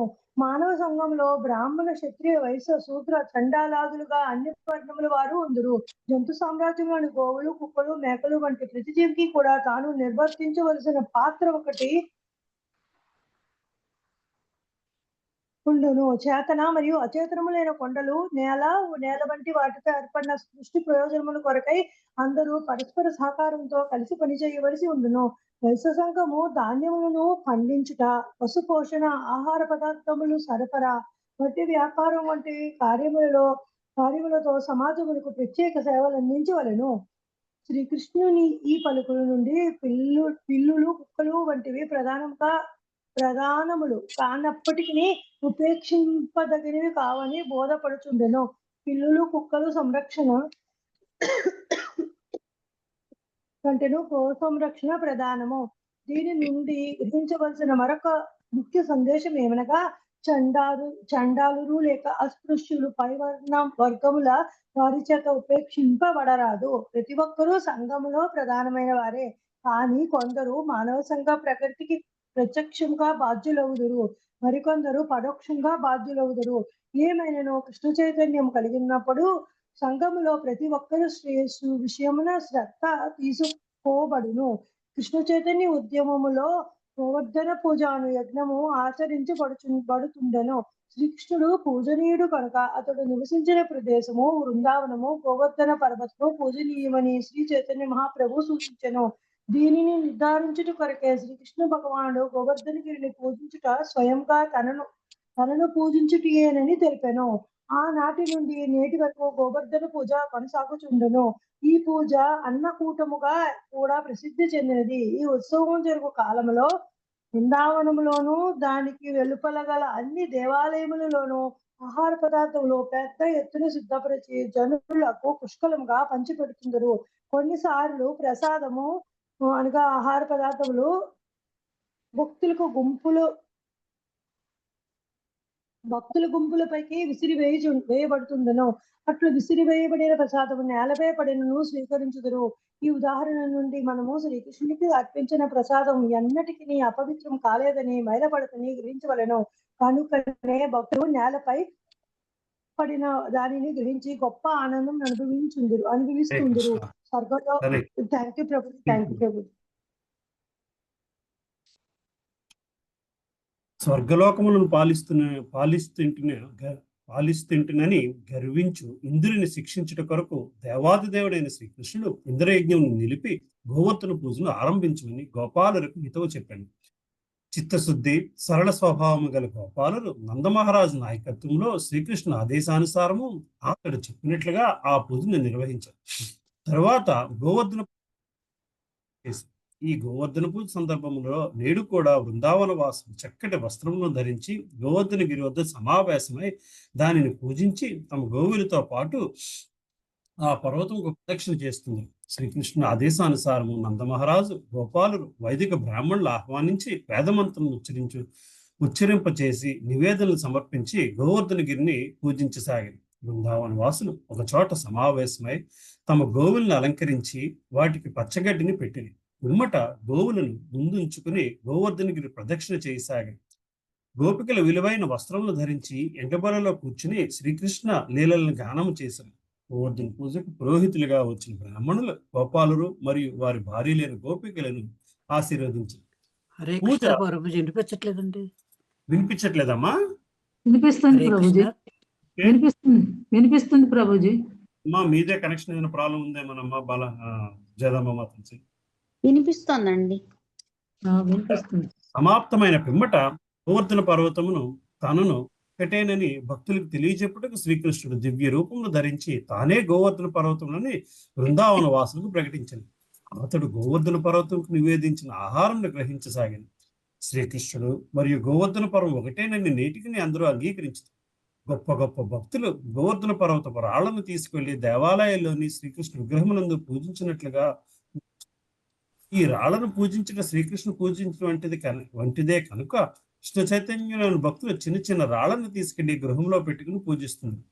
గోవర్ధన పదార్థమును పూజిస్తున్న శ్రీకృష్ణుని స్వరూపము ప్రత్యేకించి ప్రదర్శింపబడగా ఇతర బృందావన వాసులతో పాటు శ్రీకృష్ణుడు తానును ఆ విగ్రహములకు గోవర్ధన పర్వతములకు ప్రణామములను సమర్పించుకుని తన తన బృహద్రూపమైన గోవర్ధన క్రీస్తు శ్రీకృష్ణుడు ప్రకటించి చూచితరా, గోవర్ధన పర్వతము బృహదాకారమును ధరించి మనం నివేదించిన పదార్థములన్నిటినీ స్వీకరిస్తూ మనల్ని ఎట్లా అనుగ్రహిస్తున్నదో గోవర్ధన పూజను నేనే స్వయంగా నిర్వహిస్తుంది కనుక దీనిని నిరాకరించేవాడు సుఖములను పొందలేడు. ఈ గోవర్ధన పర్వతంపై సప్పములు అనేకములు కలవు. గోవర్ధనగిరి పూజా విధిని ఉల్లంఘించేవారు ఆ సప్పముల చేత కాటు వేయబడి మరణించు. గోవులకు మరియు తమకు శుభములు కలుగుటకు గోవర్ధనగిరికి సమీపంలో గల బృందావనము వాసులందరూ నేను నిర్దేశించినట్లుగా గోవర్ధన పూజను నిర్వహించవాలి. ఈ విధముగా గోవర్ధన పూజ యాగమును నిర్వర్తించి వసుదేవుని పుత్రుడైన శ్రీకృష్ణుని ఆదేశములను అనుసరించి వర్తించి పిమ్మట బృందావన వాసులందరూ తమ తమ గృహములకు తిరిగి మరలిరి. ఇది దేవాది దేవుడు శ్రీకృష్ణ భగవానుడు లోని 24వ అధ్యాయమైన గోవర్ధనగిరి పూజకు భక్తి వేదాంత స్వామి భగవత్ కథాసారం సమాప్తము. హరే కృష్ణ. నెక్స్ట్ చాప్టర్ చదువుతానమ్మా. హరే కృష్ణ. 25వ అధ్యాయం. బృందావనములో కుంభవృష్టి. బృందావనములోని గోపాలురు చేపట్టదలిచిన ఇంద్రయాగమును నిలిపివేసినట్లు తెలియగానే నందమహారాజు పాలనలోని బృందావన వాసులపై ఇంద్రునకు ఆగ్రహము కలిగెను. శ్రీకృష్ణుడు వారిని స్వయముగా రక్షిస్తున్నాడనే విషయమును స్పష్టముగా తెలిసినను ఇంద్రుడు తన ఆగ్రహమును ప్రదర్శించెను. అతడు మేఘములకు అధిపతి కనుక సాంవర్తక మేఘమును పిలిపించెను. సమస్త సృష్టికి జలప్రళయము కల్పించుట అవసరమైనప్పుడు మాత్రమే ఈ మేఘమును ఆహ్వానించబడును. బృందావనమునకు వెళ్ళి విస్తృతమైన వానలతో వరదలతో ఆ ప్రాంతమంతటిని ముంచివేయుము అని ఇంద్రుడు సాంవర్తక మేఘమునకు ఉత్తర్వు జారీ చేసెను. ఇంద్రుడు అసుర ప్రవృత్తితో తానే సర్వశక్తిమంతుడైన దేవాది దేవునిగా భావించెను. రాక్షసులు శక్తిమంతులమని భావించినప్పుడు సర్వ నియామకుడైన దేవాది దేవుని వారు ధిక్కరిస్తారు. ఇంద్రుడు రాక్షసుడు కాకపోయినను భౌతిక పదవి చేత గర్వితుడై పరమ నియంత్రకుడైన దేవాది దేవుడినే ప్రతిఘటింపదలచెను.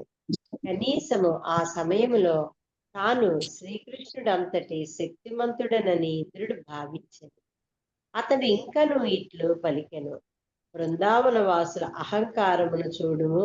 వారు కేవలము అరణ్యవాసులు, సామాన్య మానవులు మరియు వారికి మిత్రుడైన శ్రీకృష్ణుని బోధనల ద్వారా పెడదారి పట్టి దేవతలనే ధిక్కరించుటకు వారు సాహసిస్తున్నారు. దేవతలను పూజించువారు అల్ప మేధస్సులని భగవద్గీత 7వ అధ్యాయము 23వ శ్లోకమునందు శ్రీకృష్ణుడు ప్రకటించెను. అన్ని రకాల పూజలను త్యజించి కృష్ణ చైతన్యములోనే మనస్సుని ఏకాగ్రం చేయవలెనని అతడు ప్రకటించెను. కృష్ణ చైతన్యములో నెలకొనిన వారు దేవతలు కోపగించినను వారిని పూజించనక్కరలేదు. శ్రీకృష్ణుడు తన భక్తులకు అన్ని రకాల రక్షణను కలిగించును. అతని కృపపై వారు పూర్తిగా ఆధారపడి ఉండవచ్చు.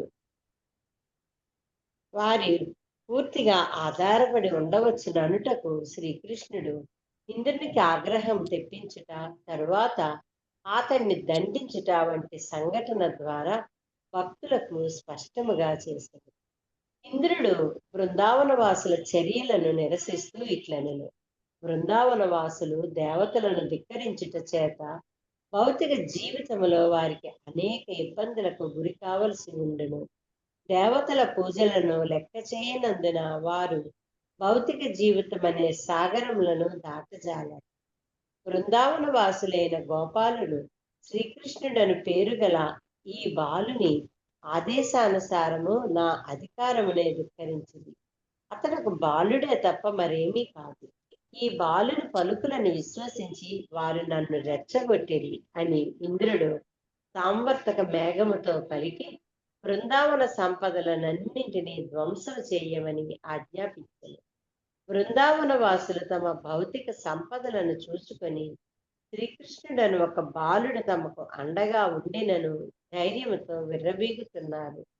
శ్రీకృష్ణుడు మాటకారి పసివాడు, ఈ సృష్టి స్వభావమును ఎరుగనివాడు.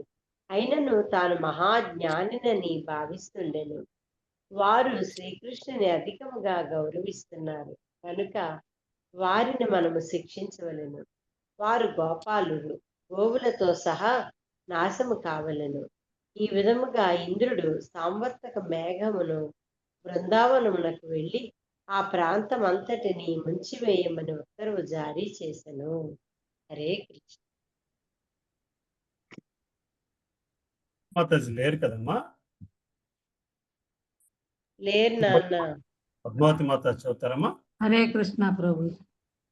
గ్రామాలలో లేదా పట్టణాలకు బయట జనులందరూ గోధనము పైననే ఆధారపడాలని ఇక్కడ సూచించబడింది. గోవులు నశిస్తే జనుల సమస్త సంపదలు నశించిపోతాయి. బృందావనానికి వెళ్ళమని ఇంద్రుడు ఆజ్ఞాపించినప్పుడు సంవర్తక మేఘాలు ఆ పొరపాటు చేయడానికి జంకాయి. కానీ ఇంద్రుడు వాటిని ఆశ్వాసం ఇస్తూ, మీరు బయలుదేరండి, నేను కూడా నా గజాన్ని అధిరోహించి మరుద్గణాలతో కలిసి వస్తాను. బృందావన వాసులను శిక్షించడానికి నా శక్తినంతా ఇప్పుడు వినియోగిస్తాను అని అన్నాడు. ఇంద్రునిచే ఆజ్ఞాపించబడినవై ఆ దారుణమైన మేఘాలు బృందావనం మీద కమ్ముకొని తమ బలంతో శక్తితో కొండపోతగా వర్షాన్ని కురిపించసాగాయి. అప్పుడు నిరంతరము మెరుపులు మెరిశాయి, ఉరుములు ఉరిమాయి, ప్రచండమైన గాళ్ళు వీచాయి. గురుచుకుపోయే బాణాలలాగా వర్షధారలు కురిశాయి. తెగక కొండపోతగా వర్షాన్ని కురిపిస్తూ మేఘాలు క్రమంగా బృందావనం భూమిని జలమయం చేశాయి. అప్పుడు మెట్ట పల్లాలు గోచరించలేదు. పశువులకు ముఖ్యంగా పరిస్థితి అంతా మహా ప్రమాదకరంగా తయారైంది. ప్రచండ గాలులతో కూడి వాన కురియటం వలన బృందావనంలోని ప్రతి జీవి తీవ్రమైన చలితో వణకసాగింది. తమను రక్షించేవాడు ఇంకొకని గానక అందరూ గోవిందుని దరిచేరి అతని పాదపద్మాలను ఆశ్రయించారు. ముఖ్యంగా గోవులు తీవ్రమైన వాన వలన మిక్కిలి దుఃఖించినవై తలలను వంచుతూ గోవత్సాలను తమ శరీరాల క్రింద కప్పుతూ శ్రీకృష్ణుని పాదపద్మాలను ఆశ్రయించాయి. అప్పుడు బృందావన వాసులందరూ కృష్ణుని ప్రార్థిస్తూ, కృష్ణ, నీవు మహాశక్తిశాలివి, నీవు భక్తవత్సలుడివి, ఇంద్ర కోపం వలన పీడితులమవుతున్న మమ్ము ఇప్పుడు కాపాడవలసింది అని ముక్త కంఠంతో అన్నారు. వారి ప్రార్థనలను వినినంతటా శ్రీకృష్ణుడు యజ్ఞ గౌరవం లభించనందునే ఇంద్రుడు ప్రచండ వాయువుతోనూ వడగళ్లతోనూ కూడినట్టి అటువంటి దారుణమైన అకాల వర్షాన్ని కురిపిస్తున్నాడని తెలుసుకున్నాడు. అదంతా ఇంద్రుని కోప ప్రదర్శనమేనని ఆ దేవాది దేవుడు అర్థం చేసుకున్నాడు. అప్పుడు అతడు తనలో తాను తననే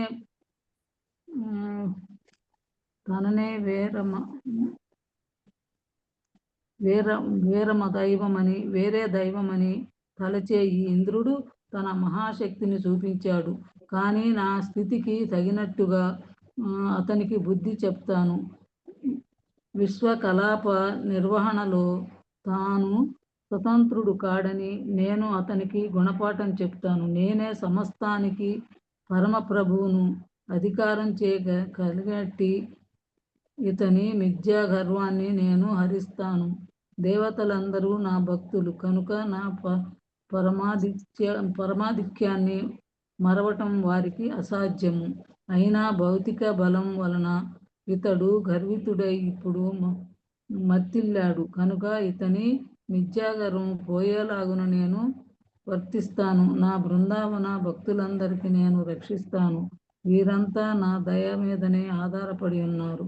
వీరందరినీ నేను నా రక్షణలోనే తీసుకున్నాను. నా యోగ బలంచే వీరిని తప్పక రక్షిస్తాను అని నిర్ణయించుకున్నాడు. ఈ విధంగా తలుస్తూ శ్రీకృష్ణుడు బాలుడు నేల మీద నుండి ఒక గొడుగును ఎత్తి పట్టుకున్నట్లుగా వెంటనే ఒక్క చేతితో గోవర్ధన పర్వతాన్ని ఎత్తి పట్టుకున్నాడు. ఆ విధంగా అతడు గోవర్ధనోధారణమనే దివ్యమైన లీలను ప్రదర్శించాడు. అంతటా అతడు భక్తులందరినీ ఉద్దేశించి పలుకుతూ, సోదరులారా, ఓ తండ్రి బృందావన వాసులారా, నేను ఎత్తినట్టి ఈ గోవర్ధన పర్వతమునే గొడుగు క్రిందకు మీరందరూ వచ్చి నిలబడండి. పర్వతము చూసి ఇది నా చేతిలో నుండి పడిపోతుందేమోనని తలచి భయపడకండి.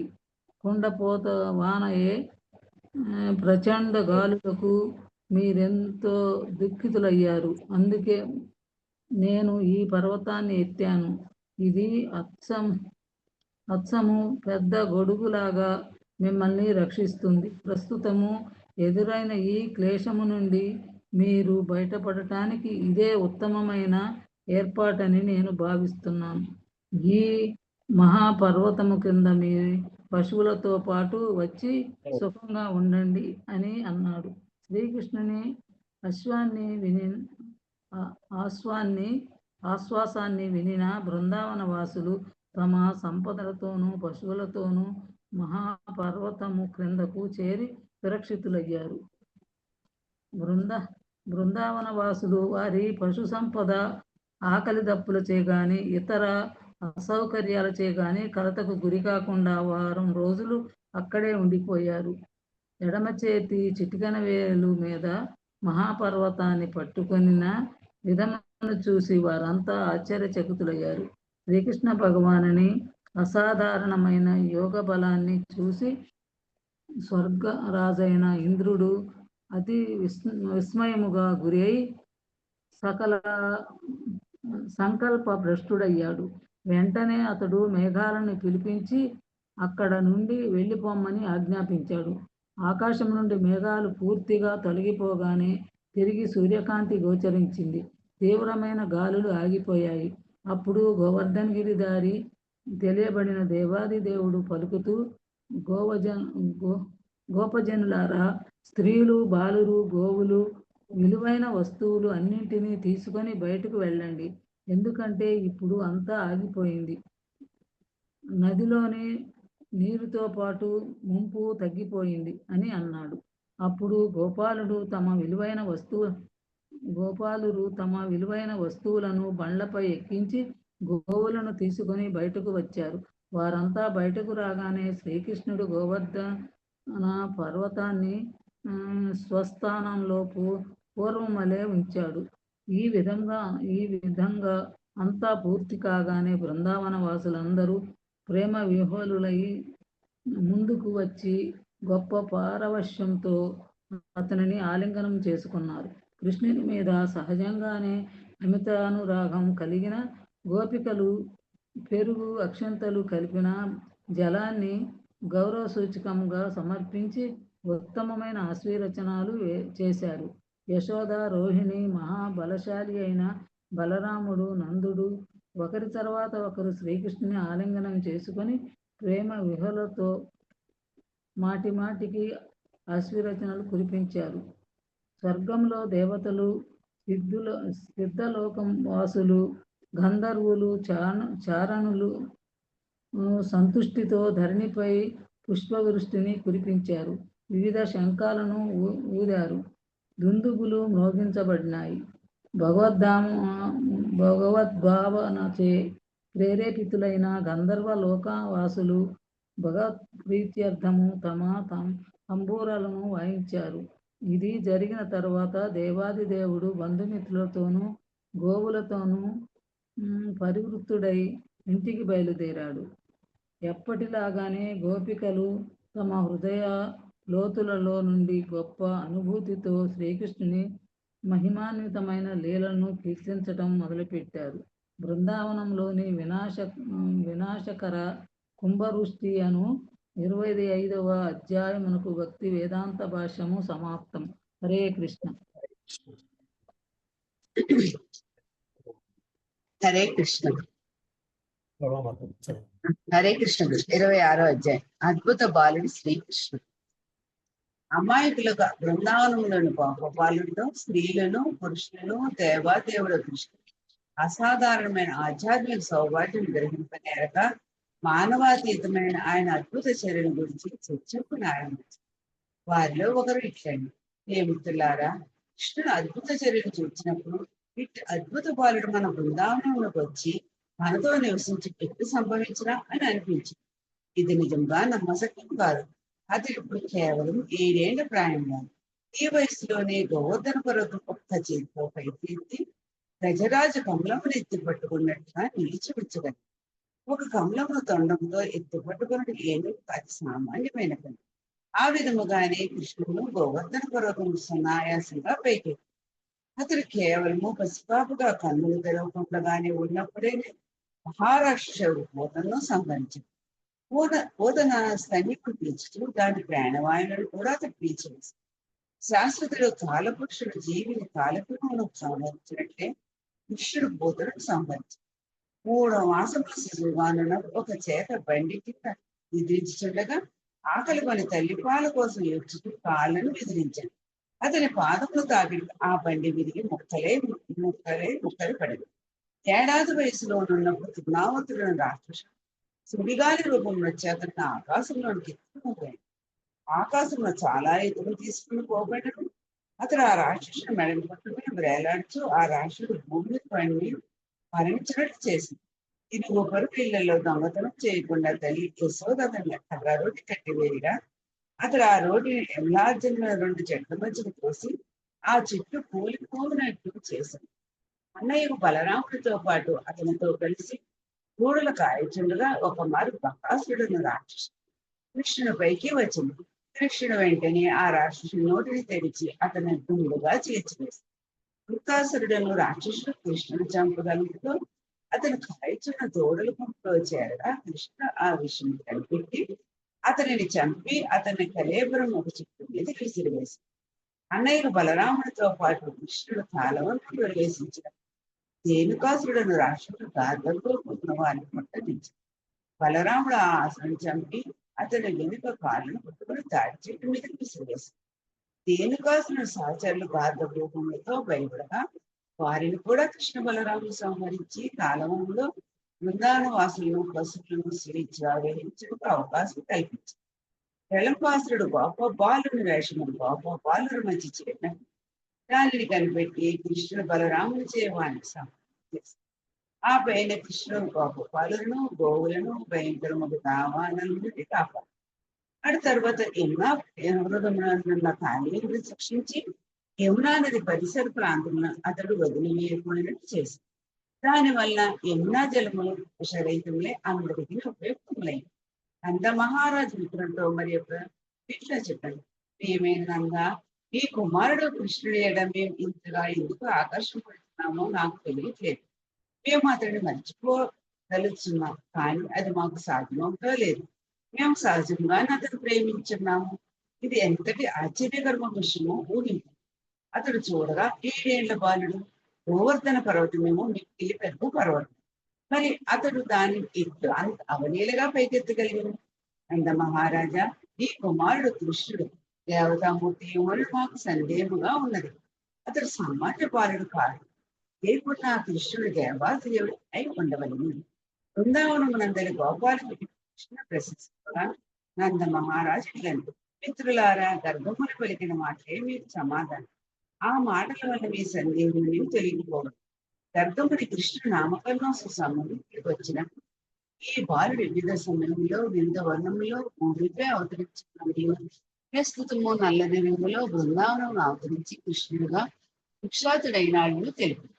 పూర్వమితుడు తెల్లని రంగులో ఉండినడు. పిదప రత్నవర్ణంతోనూ తరువాత పేదవర్ణంతోనూ ఉండినడు. ఇతడు ఒకప్పుడు వసుదేవుని కుమారుడుగా ఉండినడు.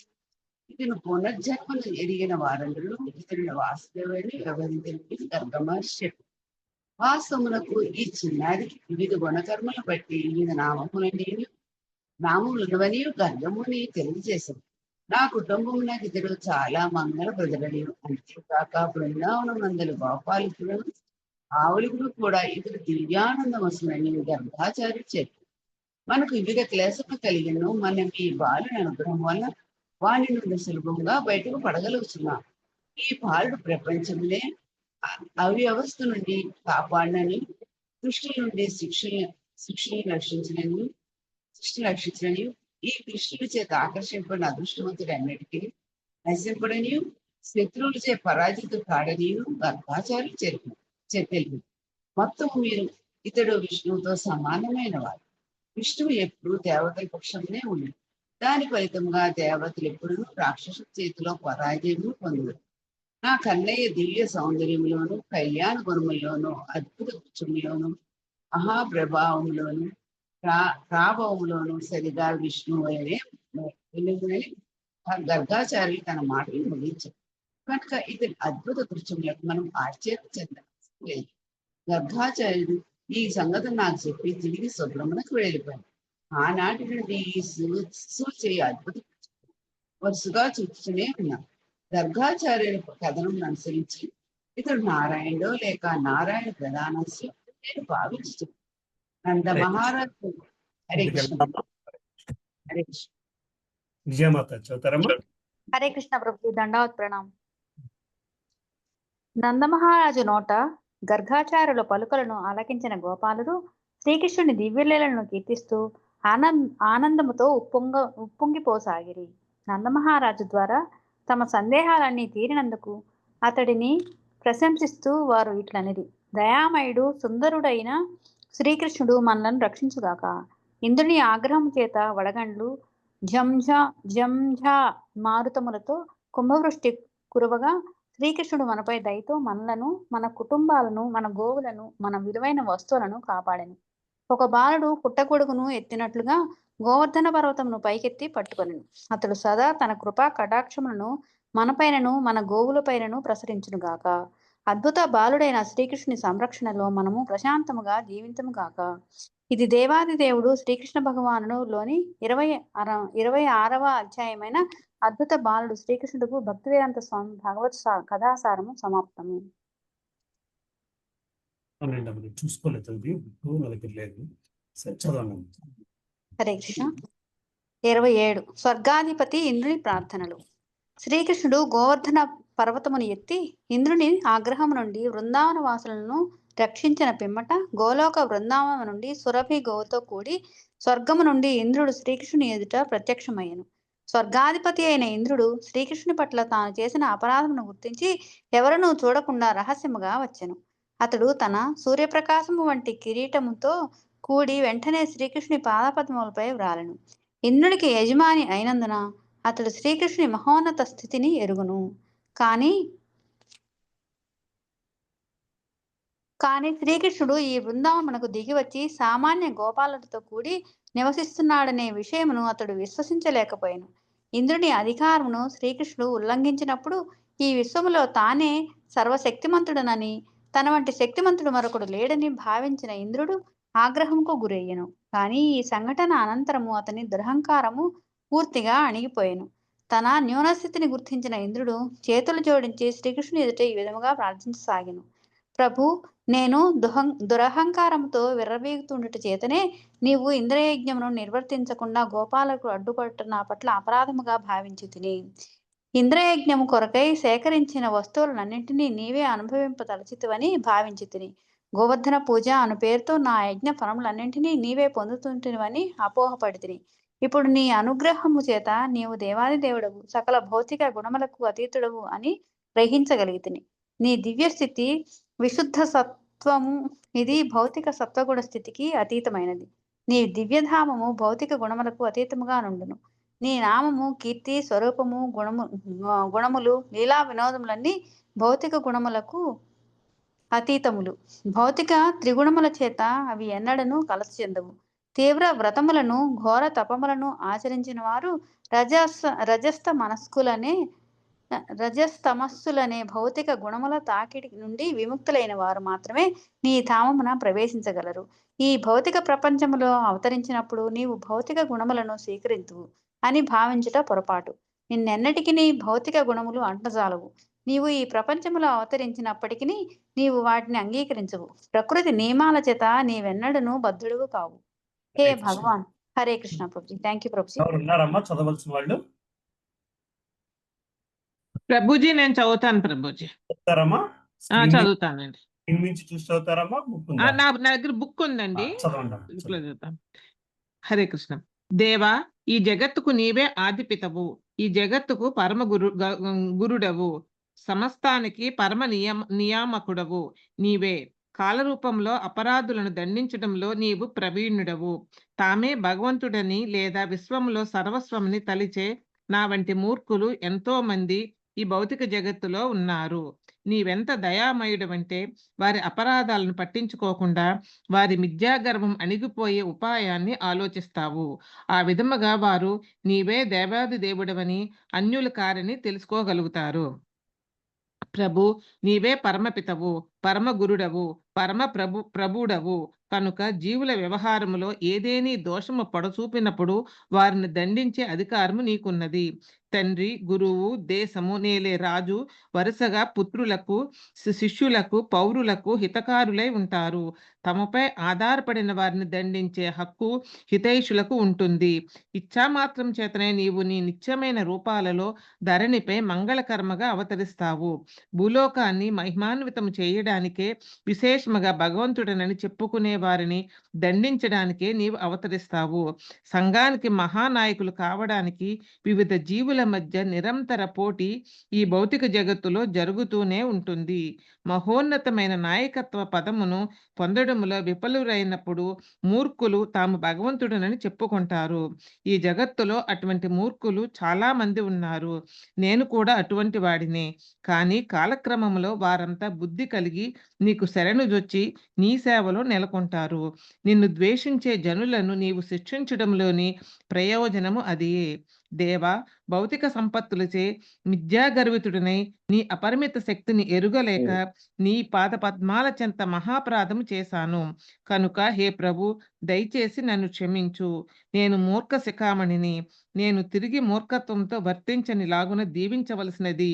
దేవా, నేను చేసిన అపరాధము ఘోరమైనదని, క్షమింపరానిదని నీవు తలిస్తే నేను నీ నిత్య సేవకుడనని విన్నపము చేసుకుంటున్నాను. నిత్య సేవకులను రక్షించి భూభారంగా తయారయ్యే విధముగా సేవలను కలిగి ఉండే దానవులను నశింపచేయడానికే నీవు ఈ జగత్తులో అవతరిస్తావు. నేను నీ నిత్య సేవకుడను కాబట్టి దయచేసి నన్ను క్షమించవలసినది. ప్రభు, నీవు దేవాది దేవుడవు, పరమ పురుషుడవు, పరమాత్ముడవు అయిన నీకు నేను వినయముగా నమస్కరిస్తున్నాను. నీవు వసుదేవ సుతుడవు, సాత్వతాంపతి అయిన శ్రీకృష్ణ భగవానుడవు. నీకు ఇవే నా వందనాలు. నీవు విశుద్ధ జ్ఞాన స్వరూపుడవు. ఇచ్ఛానుసారముగా నీవు నీ నిత్య రూపాలలో ఎక్కడైనా అవతరిస్తావు. నీవు సమస్త సృష్టికి బీజము, సకల జీవుల పరమాత్ముడవు అయి ఉన్నావు. అజ్ఞానవశంగానే నేను కుండపోత వానను, ప్రచండ గాలులను సృష్టించి బృందావనములో గొప్ప ఉత్పాతాన్ని సృష్టించాను. నా సంతుష్టి కొరకు జరిగే యజ్ఞాన్ని నీవు ఆపించిన కారణంగా క్రోధం కలిగి నేను ఆ విధముగా వర్తించాను. కానీ ప్రభు, నీవెంత దయామయుడువంటే నా మిథ్యాగర్వాన్ని నశింపజేసి నీవు నాపై అపారమైన కరుణను చూపావు. అందుకే నేను నీ పాదపద్మాలను ఆశ్రయిస్తున్నాను. దేవా, నీవు సకల జీవులకు పరమ నియామకుడివే గాక పరమ గురుడవు కూడా అయి ఉన్నావు. ఈ విధముగా ఇంద్రుడు కావించిన స్తుతిని వినిన తరువాత దేవాది దేవుడైన శ్రీకృష్ణుడు మనోహరముగా నవ్వి మేఘ గంభీర స్వరంతో ఈ విధముగా పలికాడు. ఇంద్ర, నీ ఎడ నిర్హేతుకమైన కరుణను చూపించడానికే, నేను నీ నిత్య ప్రభువునని నీకు గుర్తు చేయడానికే నీ యజ్ఞాన్ని నేను ఆపించాను. నేను కేవలము నీకే కాదు, ఎల్ల దేవతలకు ప్రభువును. నీ భౌతిక సంపత్తులన్నీ కేవలము నా అనుగ్రహం వల్లనే కలిగాయని నీవు ఎల్లప్పుడూ గుర్తుంచుకోవాలి. ఏ జీవుడు స్వతంత్రముగా ఐశ్వర్యవంతుడు కాలేడు. దానికి నా అనుగ్రహము ఉండే తీరాలి. ప్రతి ఒక్కరూ దేవాది దేవునిగా నన్ను స్మరించాలి. నేను ఎవరినైనా అనుగ్రహించగలను, ఎవరినైనా దండించగలను. ఎందుకంటే నాకంటే ఉన్నతుడైన వాడు ఇంకొకడు లేడు.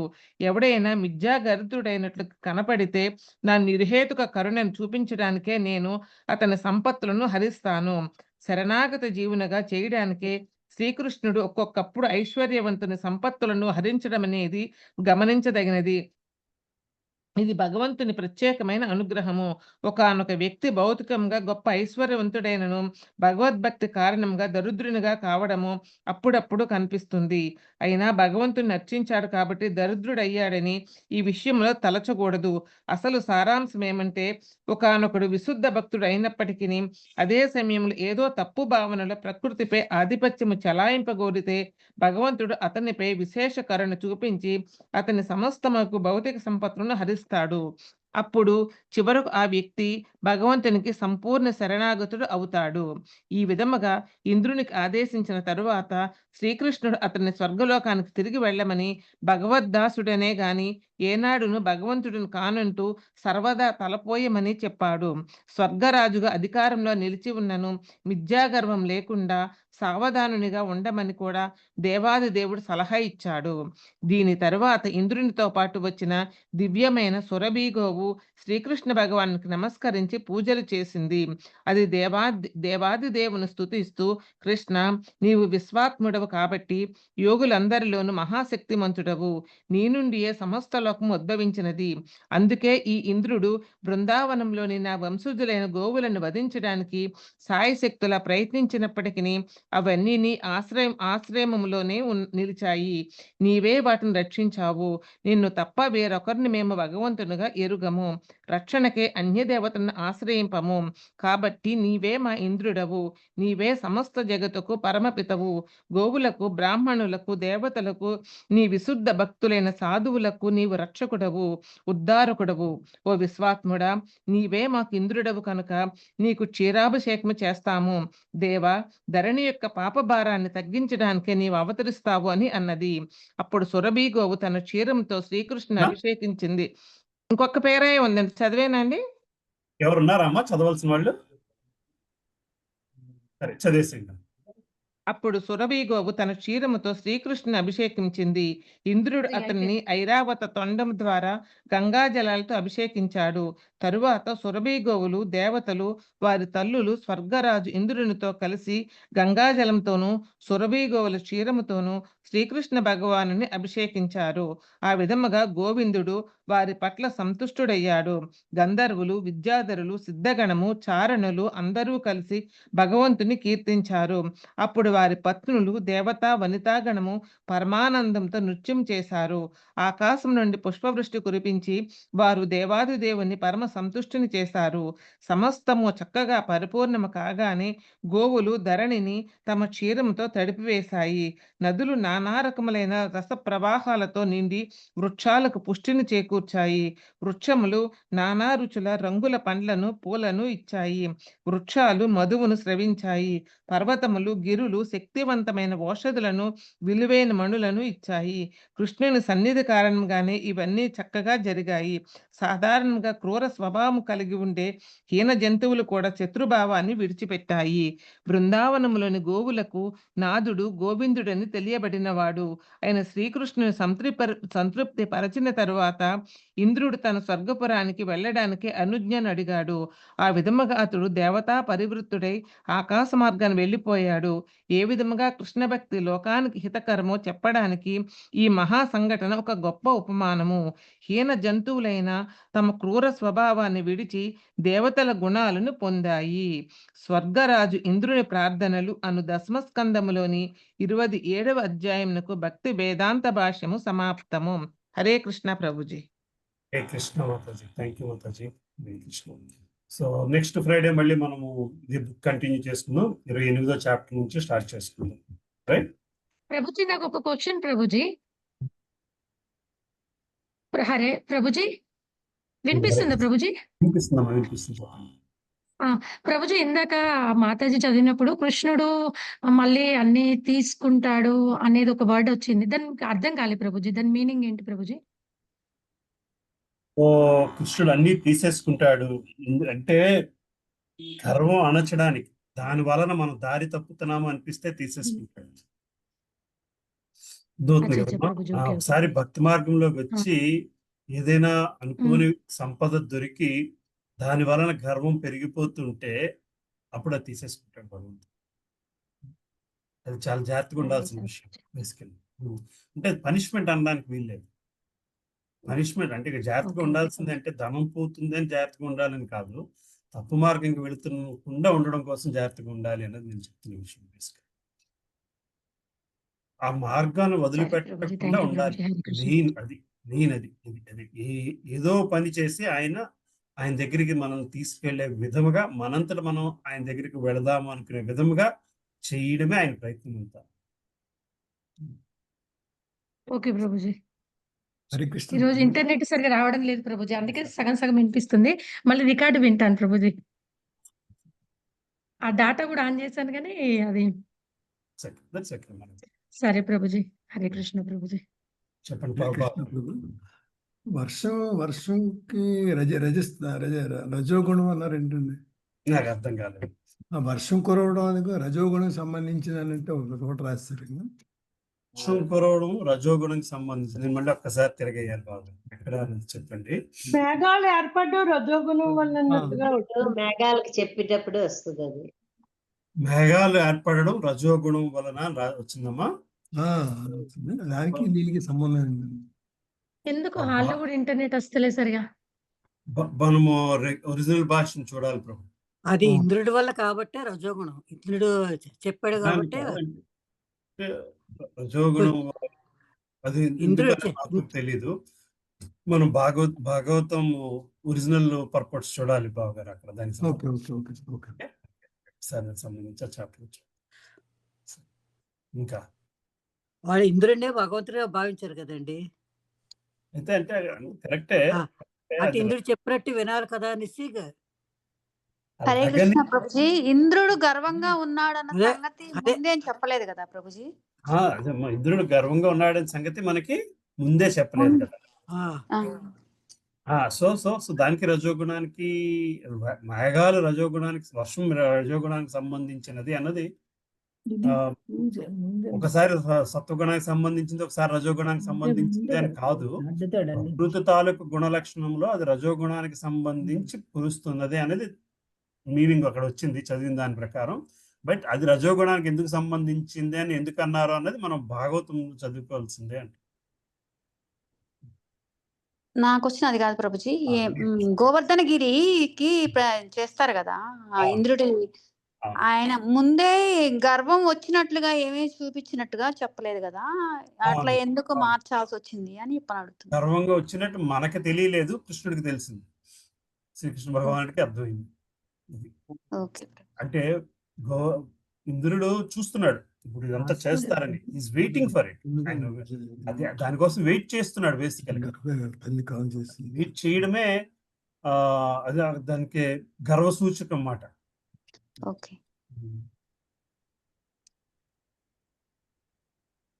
Okay Prabhuji, thank you. దశంహార్త ఎవరు పాడతారు? నేను పాడమంటారా? సరే, స్క్రీన్ పెడతా.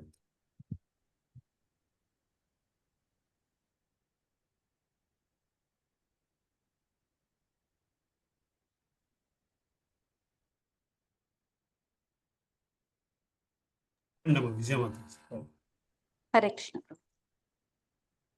నమస్తే నరసింహాయ ప్రహ్లాదహ్లాదదాయినే హిరణ్యాకాశిపోర్వక్షః శిలటంకానఖాలాయే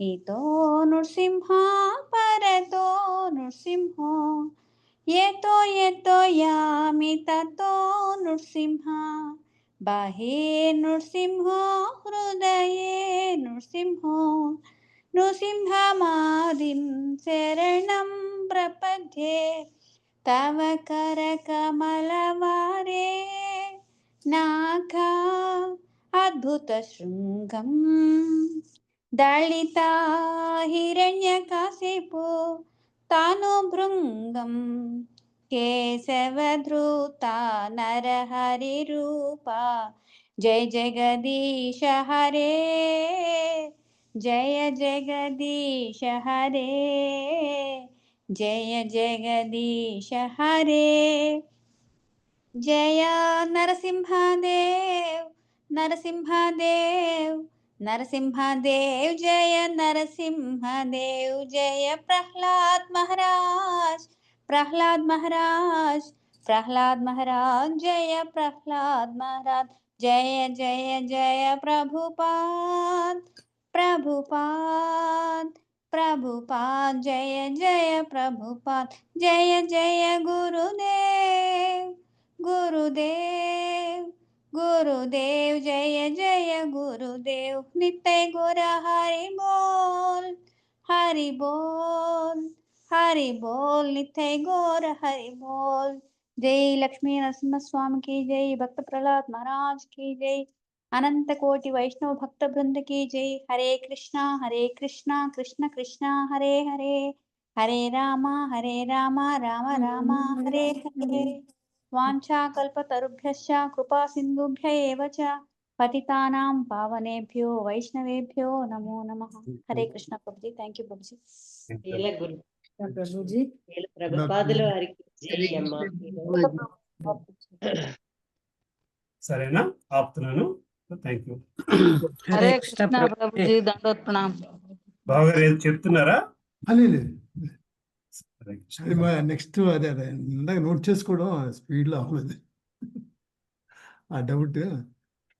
నెక్స్ట్ వీక్ రాసుకుంటున్నట్టున్నారు. ఓకే ఓకే ఓకే సరే సరే సరే ఓకే.